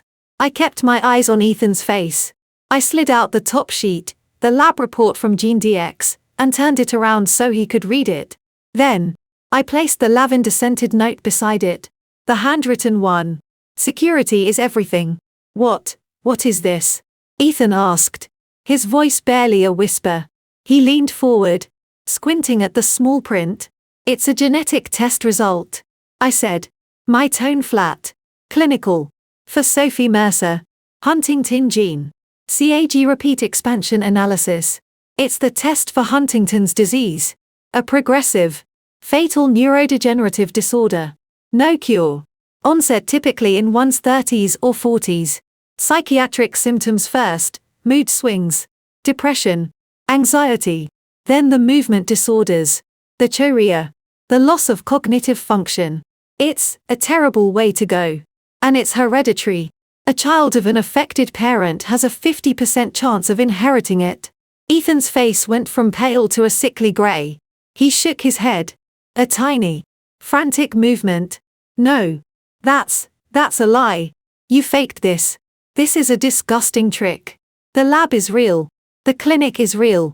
The billing records, which I also have, are real. She's been seeing a neurologist on the Upper East Side for over a year. She takes sertraline and clonazepam. For the anxiety. A common early symptom. I tapped the lavender note. And this is her handwriting. I checked it against a lease application she signed. Security is everything. She's not in love with you, Ethan. She's in love with your health insurance. Your bank account. Your ability to fund the long-term care facility she's statistically likely to need in 15 years. You're not her knight in shining armor. You're her retirement plan. No. He breathed. But the denial was weaker now. He was reading the lab report. His eyes darting over the medical jargon. Landing on the stark, capitalized word, positive. His hands began to tremble. She would have told me. She loves me. Did she ever talk about her family? Her father? Her mother's health? I pressed. Relentless. Did she ever seem unusually preoccupied with the future? With financial security? Did she ever ask about your will? Your life insurance? The firm's partnership benefits for spouses? I saw the flicker in his eyes. The memory of a conversation. A question that had seemed innocent at the time. What happens to a partner's share if they pass away? Ethan. Is there a survivor benefit? She's young. She's healthy. He stammered. But the conviction was gone. Replaced by a dawning, horrified comprehension. She's a time bomb, I said. The words falling into the silent room like stones. And you were so busy feeling young and alive. You never bothered to look at the timer. You were her escape plan, Ethan. Her soft landing. You were the solution to a problem you didn't even know existed. He stared at the paper. At the damning handwriting. His breathing grew ragged. Shallow. The color had completely left his face. He looked like a man who had just seen a ghost, his own ghost. The future he had so blithely chosen. A future of doctor's appointments. Of cognitive decline. Of being a caretaker for a woman whose love was a transaction. Whose body was a betrayer. A future of staggering medical bills. Of genetic guilt. Of a disease that stole everything and gave nothing back. It was more than anger on his face. It was revulsion. It was terror.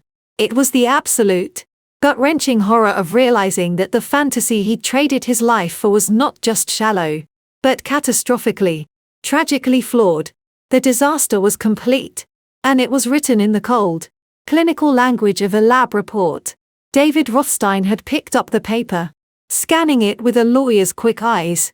He looked from the report to Ethan's shattered expression. And his own face tightened with a kind of professional pity. He knew this changed everything. This wasn't just about money or pride anymore. This was about the fundamental narrative of the affair.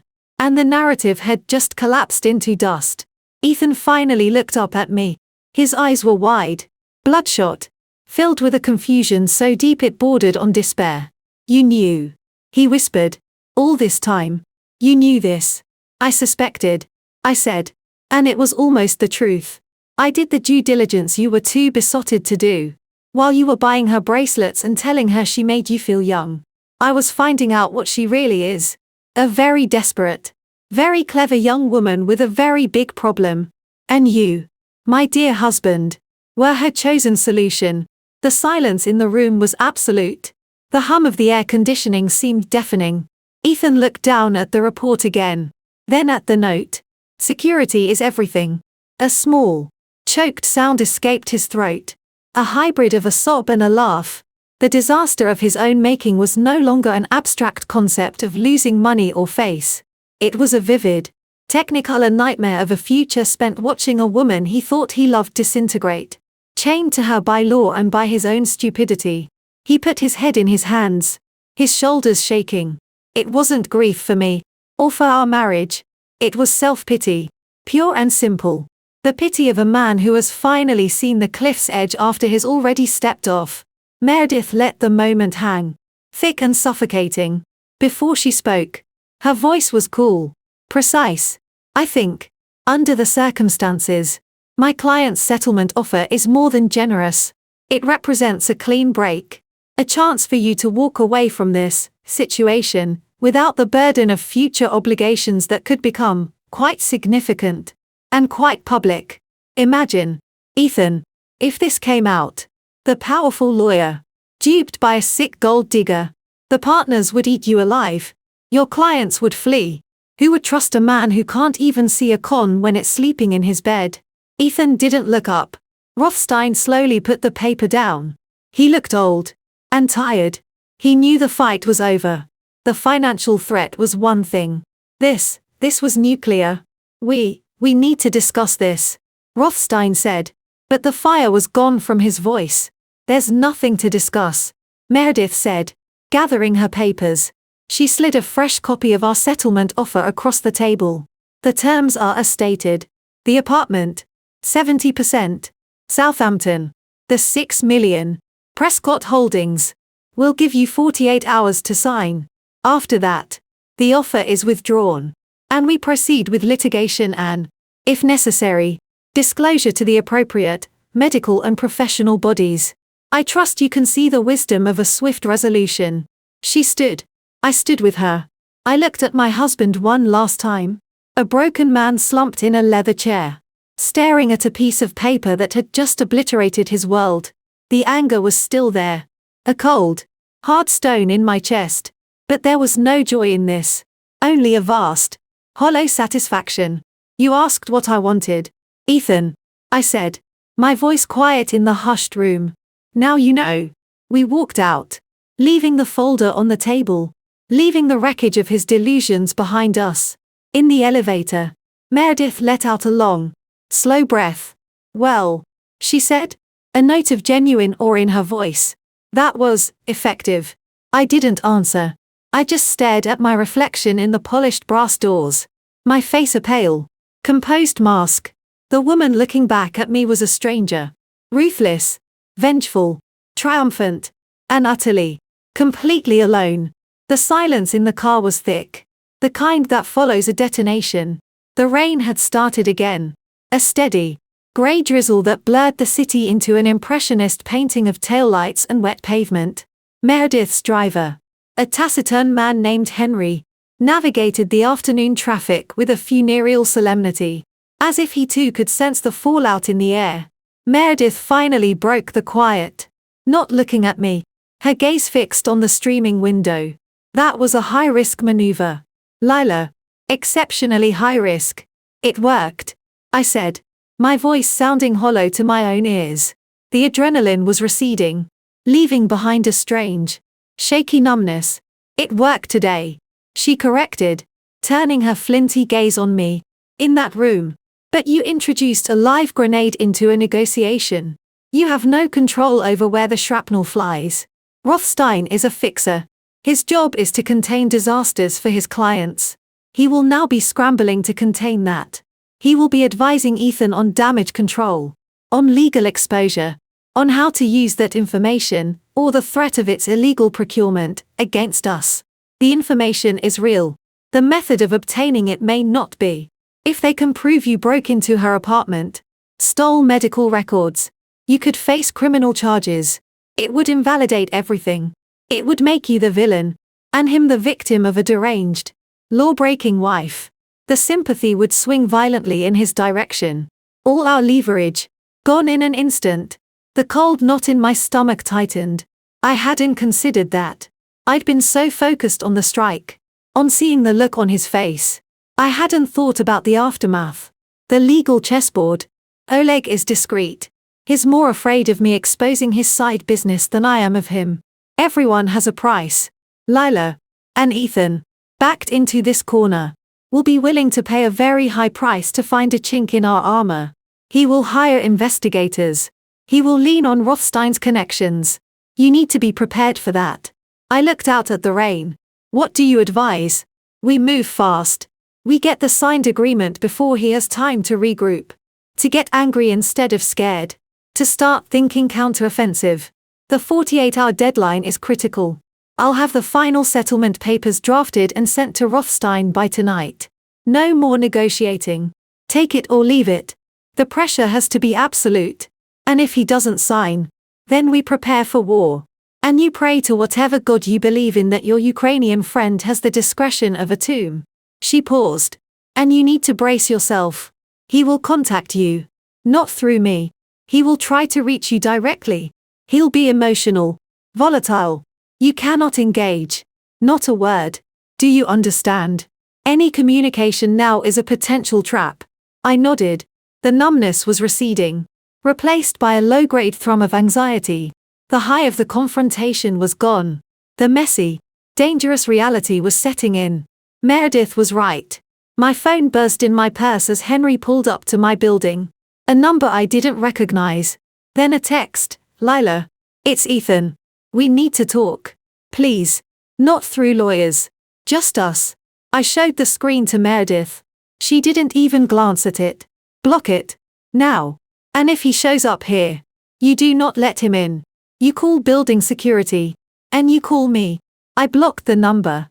The act felt childish. Cowardly. But Meredith's warning echoed in my head. A trap. The apartment welcomed me with its profound, expensive silence. I poured a glass of wine. Not because I wanted it, but because it was something to do with my hands. I stood at the window, watching the storm-darkened park.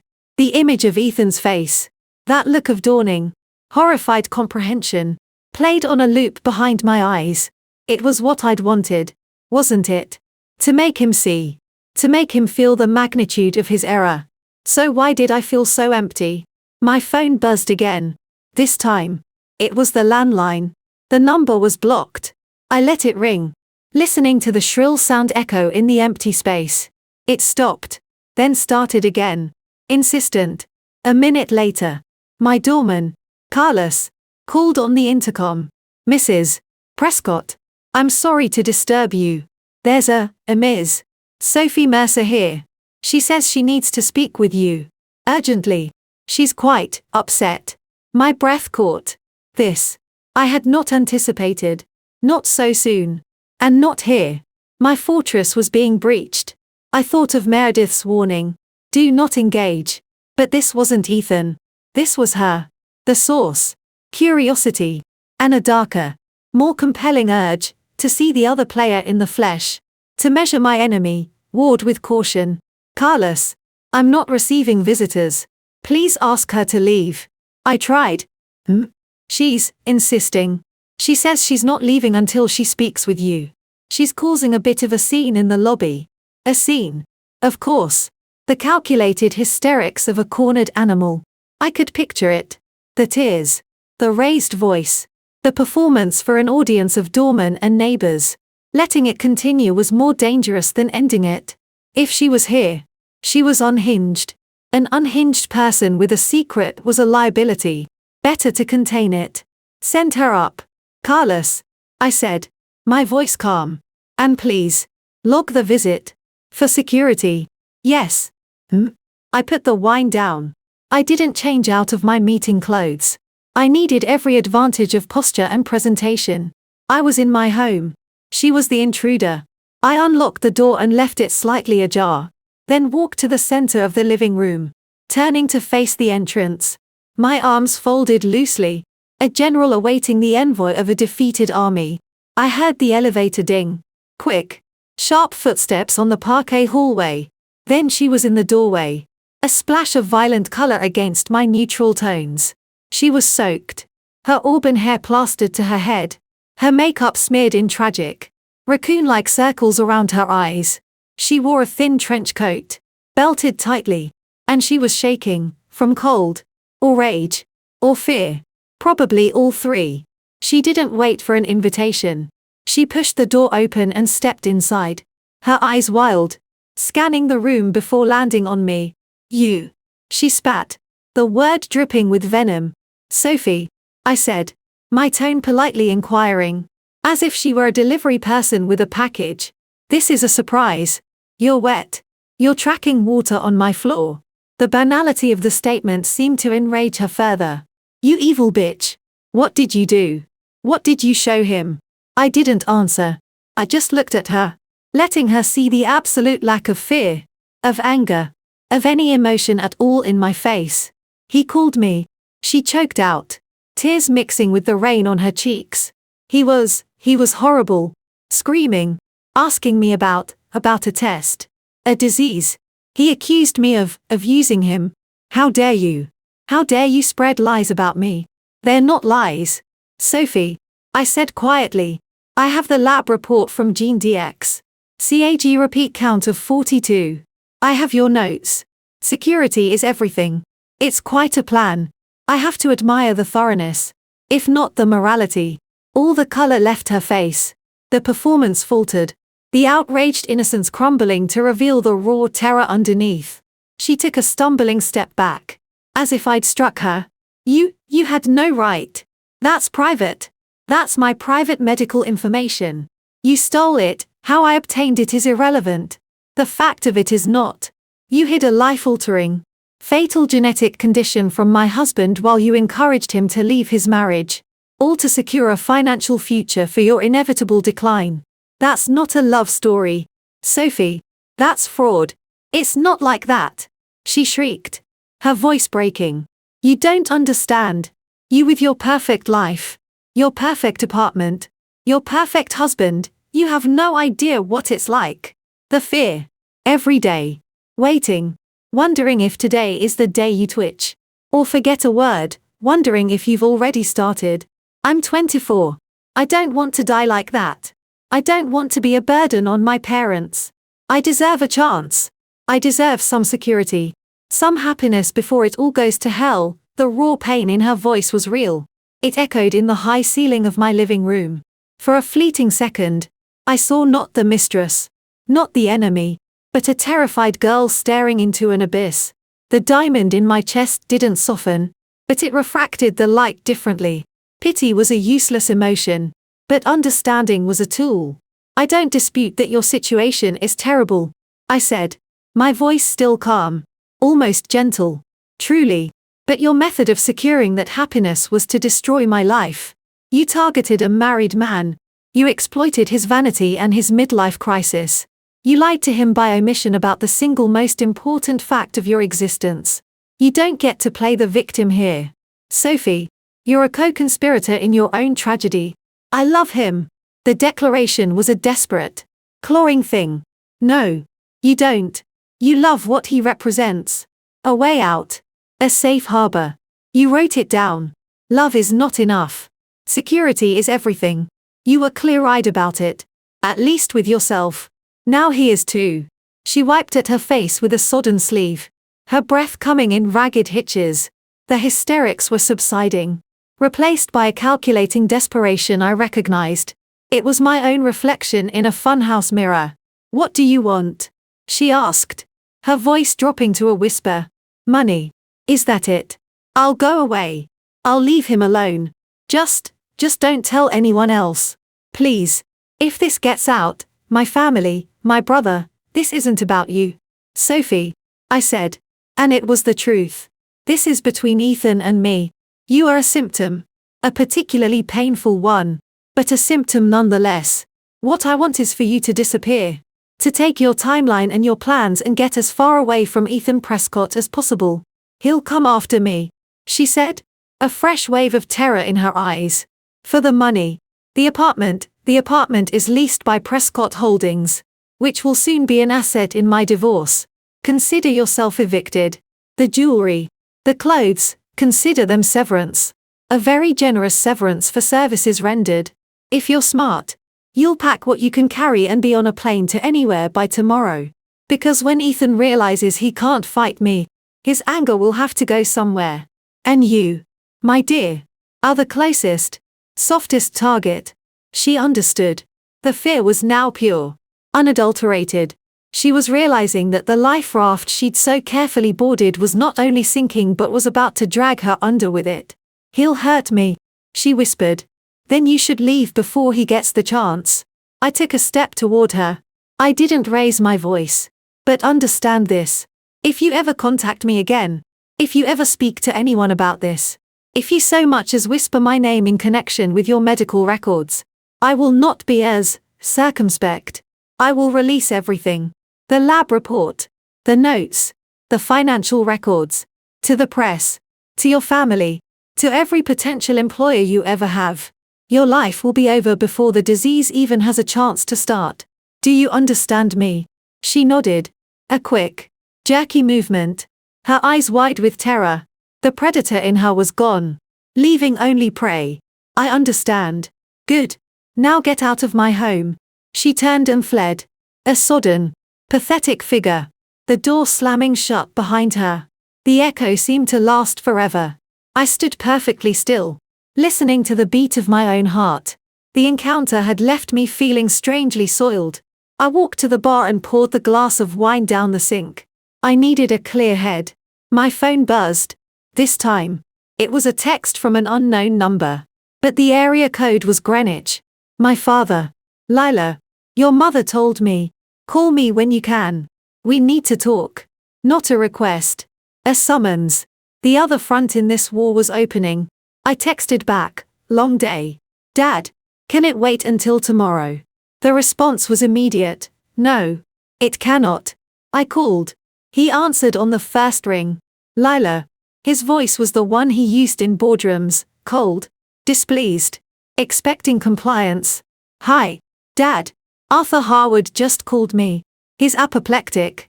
He says you and your attorney threatening to blow up his firm with some nonsense about Ethan misusing client funds. He says you're making outrageous financial demands and wielding some kind of personal smear campaign. What in God's name are you doing? I took a deep breath. I'm getting a divorce. Dad, Ethan was cheating on me. He was also stealing from the firm, or coming perilously close to it, to pay for his mistress. I'm ensuring I'm not left destitute because of his poor choices. Destitute. Don't be dramatic.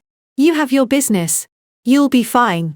But dragging the firm's name through the mud, accusing Ethan of theft, that's not how we handle things. Lila, we are discreet. We make arrangements. We do not make spectacles of ourselves. Arthur is a friend. This is embarrassing. The old familiar ache bloomed in my chest, the ache of never being quite enough. Of always causing a ripple in the perfect pond of his world. I'm not making a spectacle. Dad, I'm protecting myself. Ethan made his choices. These are the consequences. Consequences are for other people. He snapped. Not for us. Not for the Harwoods. You will call Meredith Thorne and you will tell her to stand down. You will accept a reasonable settlement. I will talk to Arthur. We will make this go away quietly. Do you understand? The diamond in my chest turned to ice. No. Dad. I don't understand. He betrayed me. He humiliated me. He took what was ours and gave it to another woman. And you're worried about Arthur Harwood's feelings. About discretion. Where is your discretion for me? Your daughter. There was a long silence. When he spoke again, his voice was lower. Harder. This is not about feelings. Lila. This is about the real world. Ethan is a partner at a firm that does business with my company. Your actions have repercussions beyond your wounded pride. You are jeopardizing relationships that took decades to build. You will stop. Now. It was the final brick in the wall. The last vestige of the old world. The world where I was Lila Prescott, dutiful wife and daughter, crumbled to dust. I was someone else now. Someone he didn't know. I'm sorry you feel that way, Dad, I said, my voice devoid of all emotion. But this is my divorce. My life. I will handle it as I see fit. If Arthur Harwood has a problem, he can take it up with my lawyer. Good night. I hung up before he could respond. My hand was trembling. I placed the phone carefully on the counter. The isolation was now complete. No husband. No parents. Only Meredith. And she was a mercenary. Only the cold, hard purpose I had forged for myself. The phone rang again almost instantly. I assumed it was my father. I looked at the screen. It was Ethan. Calling from a new number. He was persistent. Part of me wanted to ignore it. The smarter part. The part that was learning. Knew that a desperate man was an unpredictable man. I needed to know what he was thinking. I answered. But said nothing. Lila. His voice was a wreck. Hoarse. Thick with what sounded like tears or drink. Probably both. Lila. Please. Just talk to me. I remained silent. I'm at the Yale Club. I'm losing my mind. What you showed me. Sophie, she just left here. She was hysterical. She said you threatened her. Is it true? Is it really true? I didn't confirm or deny. I just let him talk. She admitted it. Lila. She didn't say the words. But she cried. She said she was scared. She said she was sorry. Oh, God. A ragged sob tore from his throat. How could I be so stupid? How could I not see it? All this time. I thought she was this fresh, innocent thing, and she was just calculating, using me. And I threw you away. I threw use away. For a lie. A sick, twisted lie. The self-pity was nauseating. He wasn't sorry for hurting me. He was sorry for being made a fool. Sorry that his grand romance was tawdry and tragic. The diamond in my chest was unmoved. I'll do it. He blurted out. His words slurring slightly. The settlement.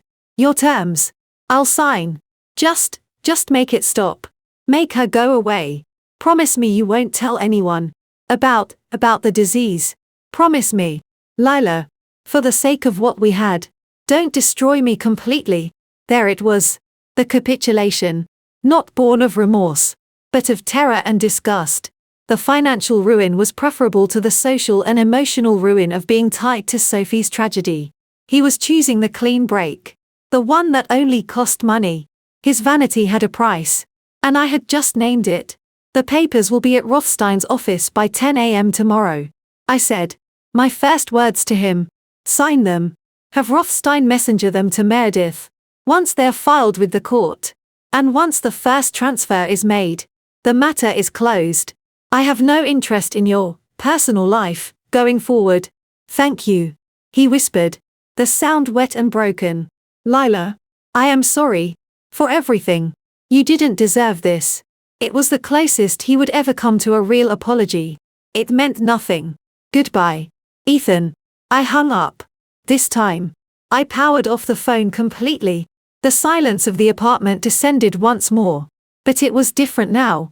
It was the silence of a battlefield after the ceasefire. The guns were still. The smoke was clearing. The terms of surrender were being written. I walked to the window. The rain had stopped. The clouds were breaking. And a sliver of moon cast a cold, silver light on the wet streets below. The negotiation was over. I had won. I had gotten everything I asked for. And more. I had broken him. And I had broken her. So why did the victory taste of ash and loneliness? I knew the answer. Because in the process of dismantling their lie, I had dismantled parts of myself. The part that could trust. The part that believed in love. Or even in basic decency. The part that had a family. I was now a woman who hired private investigators. Who bribed superintendents. Who wielded medical tragedies as weapons. who stared down her own father without flinching. I was the villain in someone else's story, probably in several stories, but I was the one still standing. I was the one with the keys to the apartment, the deed to the house, the numbers in the bank account. I was the one who had rewritten the ending. I turned away from the window, from the cold moonlight. The war wasn't over. There were papers to sign, money to move, a new life to somehow build from the ruins. But the pivotal battle, the one for his soul and for my future, was done. I had survived, and in the world I now inhabited, survival was the only victory that mattered. 14 months later, the air in Soho House's rooftop bar tasted of expensive perfume and deferred dreams. Below, the meatpacking district pulsed with a frenetic, hollow energy. I swirled the ice in my gin and tonic. The clink a solitary sound in the buzz of conversation. Beside me, Meredith Thorne sipped a mineral water, her sharp eyes scanning the room, forever assessing. "You're a ghost at this feast, Lila," she observed, not unkindly. "The design studio is a success. The apartment is a showpiece. The settlement is final. And the last payment cleared last week. You won. Why do you look like you're attending your own wake?" I offered a thin smile. "Is this your version of a pep talk?" "It's an observation. Most of my clients, at this stage, are in St. Bart's with a 25-year-old tennis instructor. You're here, with me, on a Tuesday night." She wasn't wrong. The victory was complete. Materially, the apartment on Fifth Avenue was mine, renovated and starkly beautiful, a reflection of the woman I'd become. The design studio, Lila Prescott Interiors, had a waiting list, fueled as much by the notoriety of my divorce as by my talent. The money was in the bank, a number so large it felt abstract. I'd won, and the silence that followed was deafening. "I heard from David Rothstein," Meredith said, changing tack. "Ethan was let go from Harwood Klein. Not fired. A mutual separation. The story is his pursuing other opportunities. The reality is, the firm quietly audited his accounts after our settlement. They found discrepancies. Not enough for criminal charges, but enough to make him a liability. He's at a small insurance defense firm in White Plains now. A significant demotion." I felt nothing. Not a flicker of satisfaction. White Plains, a commuter town, a beige office park. It was a fate worse than prison for a man like Ethan. And Sophie. Meredith's lips tightened. Gone. A forwarding address in Scottsdale, Arizona. Living with a relative. I'm told. Working retail. The apartment on 78th was cleared out overnight. She left no trace. She paused. "You showed remarkable restraint. You know, not leaking the medical information. It was the smart play. The cleaner play. It wasn't restraint." I said truthfully. It was part of the deal. His signature for my silence. A transaction. I'd held up my end. The file was encrypted, stored in a digital vault. A sword left in its sheath.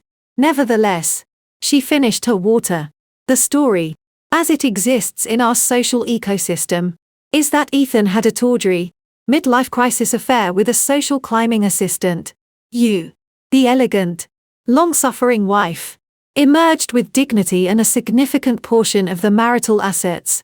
You are a cautionary tale for cheating husbands and a patron saint for wronged wives. It's a good story. You should lean into it. It's a lie, I said softly, looking out at the glittering web of the Queensboro Bridge. All the best stories are, Meredith replied, standing. My advice: buy a puppy, or a lover, something to force you out of that magnificent, empty fortress of yours. Living well isn't just the best revenge, Lila. Sometimes, it's the only thing left. She left me with the bill, a habit of hers. I paid, the money meaningless. As I waited for the valet, I felt a familiar, itchy sense of being watched. I turned, scanning the crowd, and I saw him, Ethan. He was at the far end of the bar, half hidden in shadow. He was alone. The sight was a physical shock. 14 months had not been kind. The golden tan was gone, replaced by a pallor that spoke of fluorescent lights and cheap liquor. His suit was off the rack, ill-fitting. He'd lost weight. But it wasn't healthy. It was the gauntness of stress and neglect. He was staring into a glass of amber liquid, his shoulders hunched. The very picture of a ruined man. Our eyes met across the crowded room. His widened. A flash of shock. Then shame. Then a slow dawning. Pathetic hope. He began to stand. To weave his way toward me. My valet arrived. Your car. Ms. Prescott. I didn't hesitate. I slipped into the waiting town car without a backward glance. As we pulled away, I saw him stumble out onto the curb, watching my taillights disappear. A forgotten ghost on the sidewalk. The image stayed with me all the way home. Not as a trophy, but as a memento mori. A reminder of what revenge truly consumed. 1 week later, the gallery opening in Chelsea was for a young sculptor I'd mentored. It was my first foray back into the social scene as a single woman. An unmarried woman.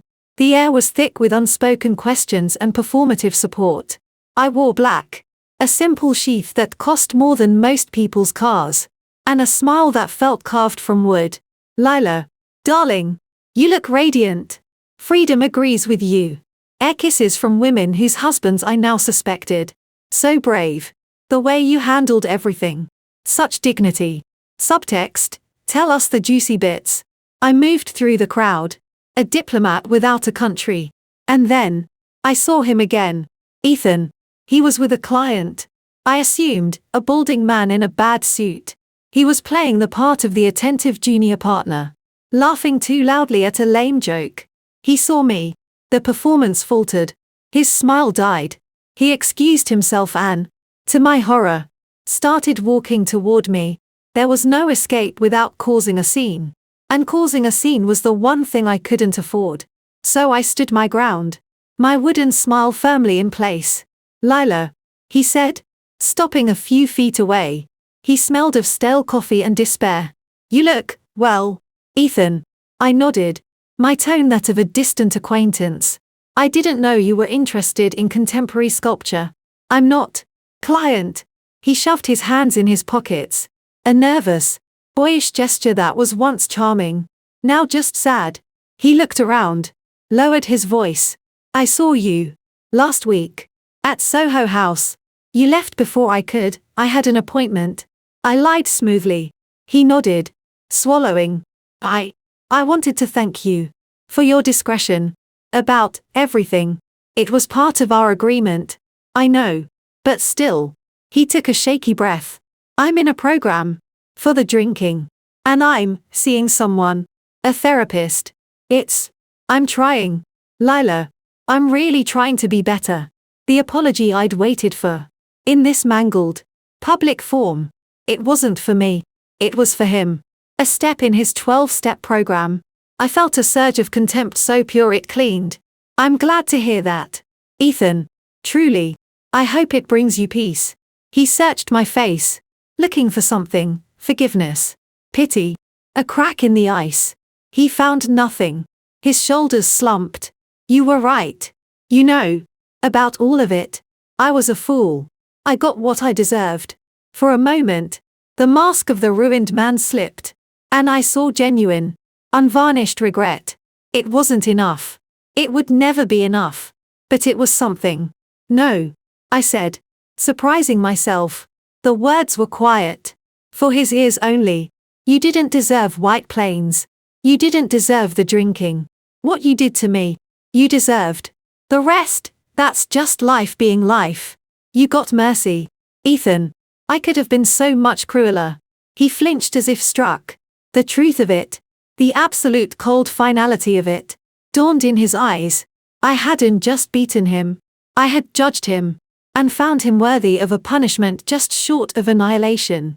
And in that moment, he understood the full measure of what he had lost. Not just the money. Or the apartment. Or the career. He had lost the woman who had once loved him. And in her place stood a stranger capable of a calculated, surgical mercy that was more terrifying than any rage. He opened his mouth. But no sound came out.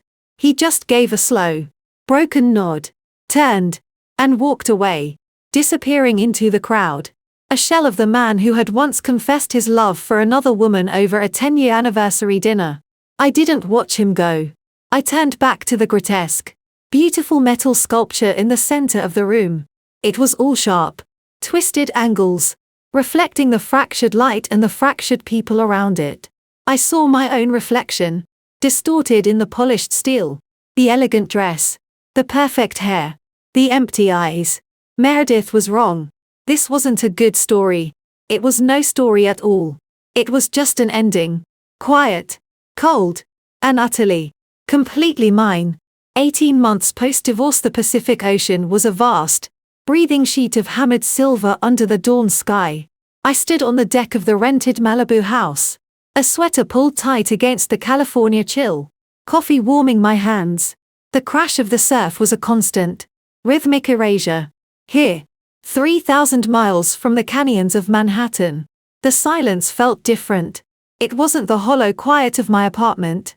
It was spacious, full of salt and wind and possibility, or at least, the absence of ghosts. The move had been Meredith's idea, delivered in her typical, unsentimental style. New York is an archive for you now, Lila. Every restaurant, every street corner, it's a monument to a life that's over. You've won the war. Stop living in the trenches. Go build a new country. So I had. Lila Prescott Interiors West was now a sleek storefront in Pacific Palisades. The clientele was different, more tech money, less old wealth, a preference for organic minimalism over Park Avenue grandeur, but the work was the same, creating beautiful, empty spaces for people to fill with their own dramas. I was good at it. I was the best at building frames for other people's lives. My phone buzzed on the teak table. A calendar notification. Lunch. Daniel, 1 p.m. Jeffries. Daniel Wright. An architect I'd met 2 months ago at a sustainability conference. He was a different species from the men in my past. Late 40s, with sun-bleached streaks in his sandy hair and calloused hands that sketched beautiful, environmentally sensitive structures. He was divorced, amicably, with 2 teenagers he adored. He talked about watershed management and passive heating with a passion Ethan had reserved for bond yields. He was kind. He was steady. He was interested. And I was frozen. Our previous dates played in my mind like films with the sound off. Charming conversations about coastal erosion. A lingering goodnight kiss at my door that had left me feeling nothing but a vague, panicky claustrophobia. His texts, friendly and consistent, felt like obligations. The trust wasn't just broken. The mechanism for building it seemed to have been surgically removed. Ethan's betrayal hadn't just taken my marriage. It had taken my faith in the very architecture of intimacy. How could you believe in a foundation when you'd seen how easily the bedrock could be made of lies? The house in Malibu was a perfect example. I'd leased it for 6 months. It was stunning. All glass and bleached wood, open to the sea. I'd done nothing to it. Not a new throw pillow. Not a piece of art. It was a beautiful shell. I was a beautiful shell. We were a perfect match. Later, at Jeffries, perched above the ocean, Daniel's smile was easy. You look like you're plotting the structural integrity of that pelican, he said, nodding toward the bird gliding on the thermals. I forced a smile. Just thinking about load-bearing walls. The bane of my existence and my inspiration, he said, sipping his iced tea. So, I have a proposition. Not a work one. A friend has a cabin in Big Sur. He's lending it to me next weekend. No cell service. Just redwoods, a creek, and a very temperamental wood stove. I'd love for you to come. The invitation was a door swinging open. A weekend. Isolated. Intimate. My heart gave a single, hard thud of pure, animal fear. Trap. A voice whispered. The voice that had become my most trusted advisor. Commitment. Vulnerability. A wood stove is just a different kind of lock. I'd love to. Daniel. I heard myself say. The social automaton taking over. But I'm swamped. A new client in Bel Air. A complete gut renovation. It's a nightmare timeline. The lie was smooth. Effortless. His smile didn't falter. But his eyes. A warm, Cognac brown. Deepened with something that looked like understanding. Not disappointment. Understanding. It was worse. Another time. Then, he said gently. The meal continued. The conversation flowing. But a chasm had opened between us. He was on one side. In the land of the living. Offering connection. I was on the other. In my fortress of solitude. Polishing my weapons out of habit. After lunch, he walked me to my car. Instead of leaning in for a kiss, he took my hand, his thumb brushing over my knuckles. Lila, he said, his voice low. Can I say something? Without you hiring that terrifying lawyer of yours to sue me. A faint, real smile touched my lips. I'll consider it. You're the most remarkable woman I've met in a long time. You're brilliant. You're talented. You're strong as hell. But it's like you're living in a museum. Everything is perfectly curated, perfectly protected, and no one's allowed to touch anything. I'm not asking to redecorate. I'm just asking if I can come in from the vestibule. The accuracy of it stole my breath. He saw it. He saw me, the current, frozen version. The kindness in his face was unbearable. It offered no threat, only a choice. A terrifying, impossible choice. Daniel. The words clogged in my throat. I'm broken. I'm scared. The last man I let in used the blueprints to destroy the house. He squeezed my hand and let go. You don't have to say anything. Just think about the cabin. The offer stands. But Lila, you can't live in the vestibule forever. At some point, you have to decide if you're going to lock the door and throw away the key. Or if you're going to take a chance and walk into the next room. Even if you're not sure what's in there. He gave me one last, gentle look, got into his own car, and drove away. I sat in my silent, expensive SUV, watching the ocean, feeling more alone than I had in the hollow apartment on Fifth Avenue. That night, I couldn't sleep. The Malibu house, for all its openness, felt like a gilded cage. I wandered into the empty living room. A single banker's box sat in the corner. The last artifact I hadn't been able to discard or put in storage. The archive of the war. I knelt and opened it. Not the financial documents, those were with my accountant. This was the personal detritus. A photo of Ethan and me, young and laughing, on a sailboat in Maine. Our wedding invitation. The ink faded. A love note he'd written on a hotel notepad during a rainstorm in Paris. And at the very bottom, a slim, sealed envelope. I knew what it was without opening it. A copy of the genetic test. Sophie's lavender-scented note. The original weapons. I hadn't looked at them since the day in Rothstein's office. I held the envelope now. It felt heavy with spent malice. This was the heart of the vestibule. This proof. This power. This cold triumph. It was the reason I couldn't trust a kind architect with a cabin in Big Sur. Because trusting meant disarming. And disarming meant the possibility of being hurt like that again. I had built my entire new identity on being the one who saw the trap. Who wielded the scalpel. Who won. But what had I won? A view. A bank account. A business. And this profound, echoing loneliness that not even the crash of the Pacific could fill. Daniel's words echoed. Lock the door and throw away the key. I could do that.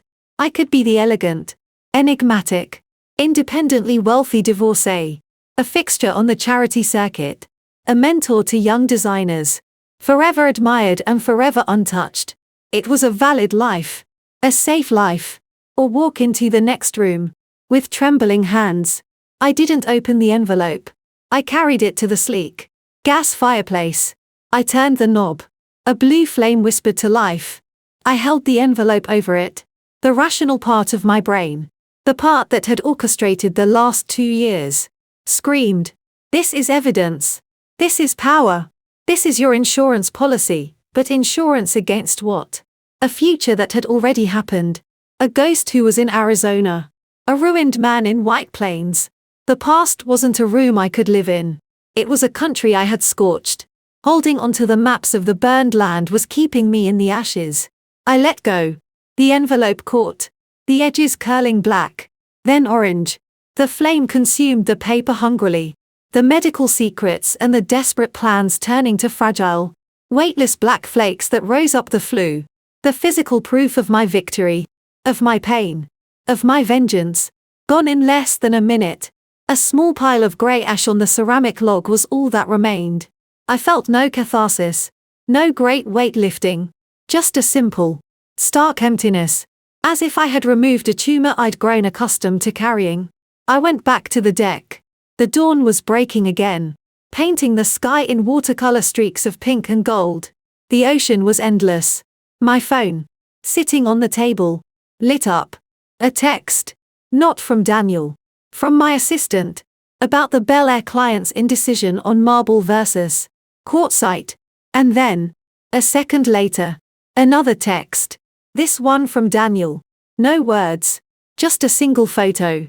A rustic, beautiful cabin nestled among towering redwoods, a wisp of smoke curling from its chimney. The caption, "The vestibule has a nice view, but the living room has a fireplace." I stared at the photo, then at the vast, open horizon. The door wasn't just unlocked. It was gone. I had burned it for fuel. The only thing left was to decide where to walk. I picked up the phone. My finger hovered over the screen.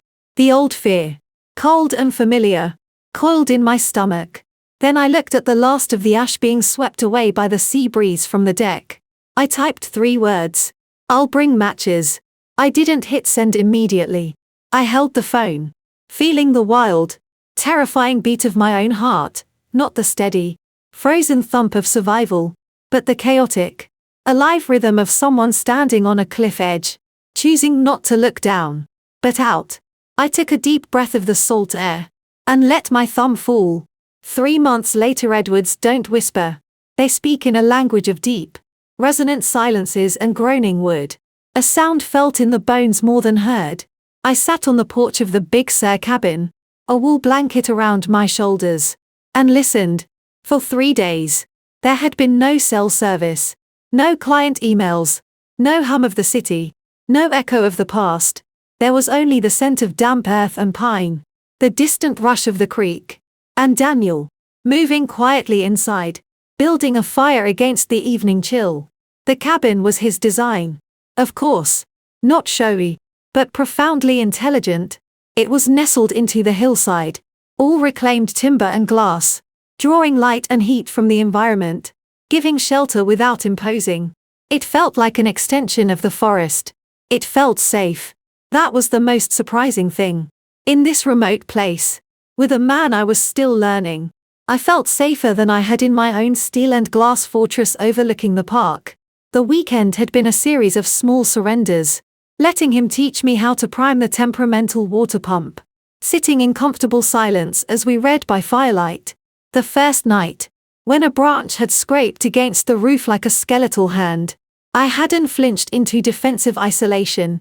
I'd simply said, "That's ominous." And he'd laughed, a warm sound that filled the small space. The intimacy wasn't in grand declarations, but in the sharing of a bar of chocolate, in the unspoken agreement on when to talk and when to be still. It was the stillness that was the greatest revelation. With Ethan, stillness had been a vacuum to be filled, with plans, with gossip, with the next acquisition. Here, the stillness was a presence. It was in that stillness that I finally began to hear myself again.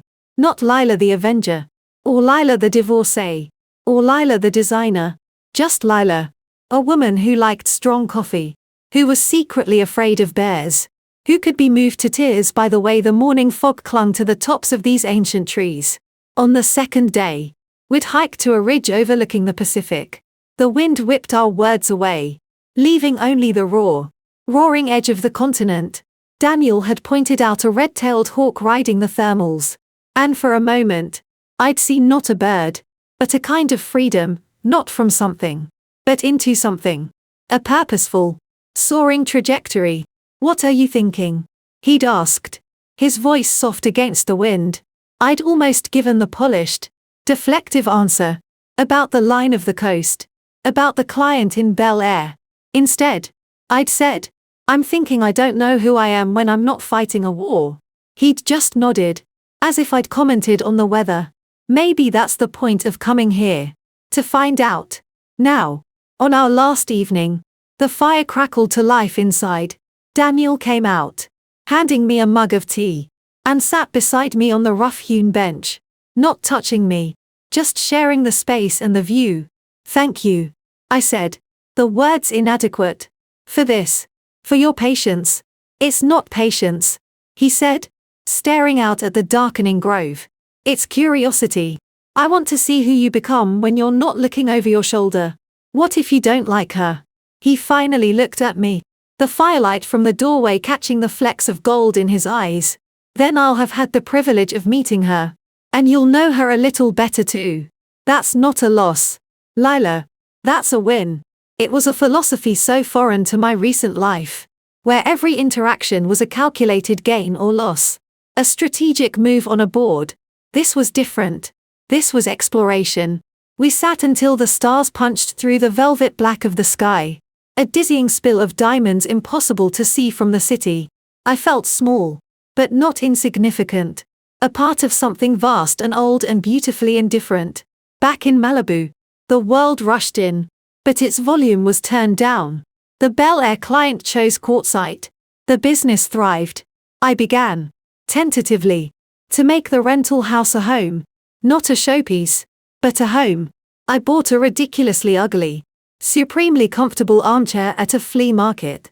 I hung a print I loved, not one that matched the decor. I left a book face down on the coffee table. Small acts of peaceful occupation. Daniel and I fell into an easy rhythm. Weekend hikes, dinners where we talked about everything and nothing. He met my few California friends. I met his kind, surfer philosopher kids, who treated me with a cheerful, uncomplicated acceptance that was a balm. It was slow. It was real. The ghost of Ethan, the specter of betrayal, still flickered at the edge of my vision sometimes, a tightening in my chest when Daniel was late. A moment of cold suspicion when he mentioned a female client. But the feeling no longer had a home. It was a refugee from a dead country, and I was learning not to grant it asylum. One afternoon, 6 months after the cabin, I was reviewing fabric samples when my assistant buzzed. "A delivery for you, Lila." No card. It was a long, narrow white box. Not from a florist. From a jeweler. My heart, that traitorous organ, gave a sickening lurch. A ring. It's too soon. It's a demand. A trap. The old fear rose, icy and familiar. I opened the box with stiff fingers. Inside, nestled on velvet, wasn't a ring. It was a key. A single, old-fashioned, skeleton key. Attached to it was a small tag with Daniel's precise architect's handwriting. "Not for a lock. For the door you've already walked through. A souvenir. To remind you that you have the key. And you can always change the locks. But you don't have to." I started to cry. Not the silent, frozen tears of the last 2 years, but deep, shaking, helpless sobs that came from a place of release. He understood. He understood the fortress, the vestibule, the terror of permanent architecture. He wasn't offering a new cage. He was acknowledging my ownership of my own doors. The gift was a testament to trust, not a demand for it. That evening, I drove to his house in Topanga Canyon. He was on the deck, sketching. I walked up and placed the key on his drawing table. "I don't need a souvenir," I said, my voice rough. "I know I have the key." He looked at it, then at me, waiting. "But I'd like to leave this one here, with you, in case I ever forget where I put mine." A slow smile spread across his face, the kind that reached his eyes and lit them from within. He didn't sweep me into a dramatic embrace. He simply picked up the key, walked to the back door of his house, a solid, hand-carved thing, and hung it on a small brass hook beside the frame. It looked like it had always belonged there. "It'll be here," he said. 1 year after Big Sur, the gala for the Los Angeles Conservancy was held at a decaying Art Deco theater we'd helped save. I wore emerald green, a color I'd avoided for years. Daniel wore a tuxedo that fit him with unself-conscious ease. We weren't the most glamorous couple there, but as we moved through the crowd, I felt a grounded sense of belonging I'd never known. I was no longer defined by what had been done to me. but by what I was building. During a quiet moment on a balcony overlooking the restored auditorium, Daniel slipped his hand into mine. "You're different," he said, "from the woman I met at that conference. You're lighter." "I'm not lighter," I said, leaning into his shoulder. "The weight's just distributed differently. I'm carrying my own baggage now, not someone else's." He kissed my temple. "Good." Later that night, back at my Malibu house, the moon laid a path of silver on the black water. We stood on the deck, the sounds of the party replaced by the eternal surf. I thought of the other ocean, the Atlantic, visible from my old prison of an apartment. I thought of the ashes of a medical report carried away on a different wind. I thought of a key on a hook in Topanga. "What are you thinking?" Daniel asked, echoing the question from the ridge. I looked out at the endless, dark horizon, then at him. The past was a closed book. The future was an unwritten one. But the present, this moment, with the salt air and this good man's hand in mine, was a country I was finally learning to inhabit. "I'm thinking," I said, a real, easy smile spreading across my face for what felt like the first time in forever, "that I have no idea what happens next." I squeezed his hand. "And for once, that feels absolutely perfect." The end.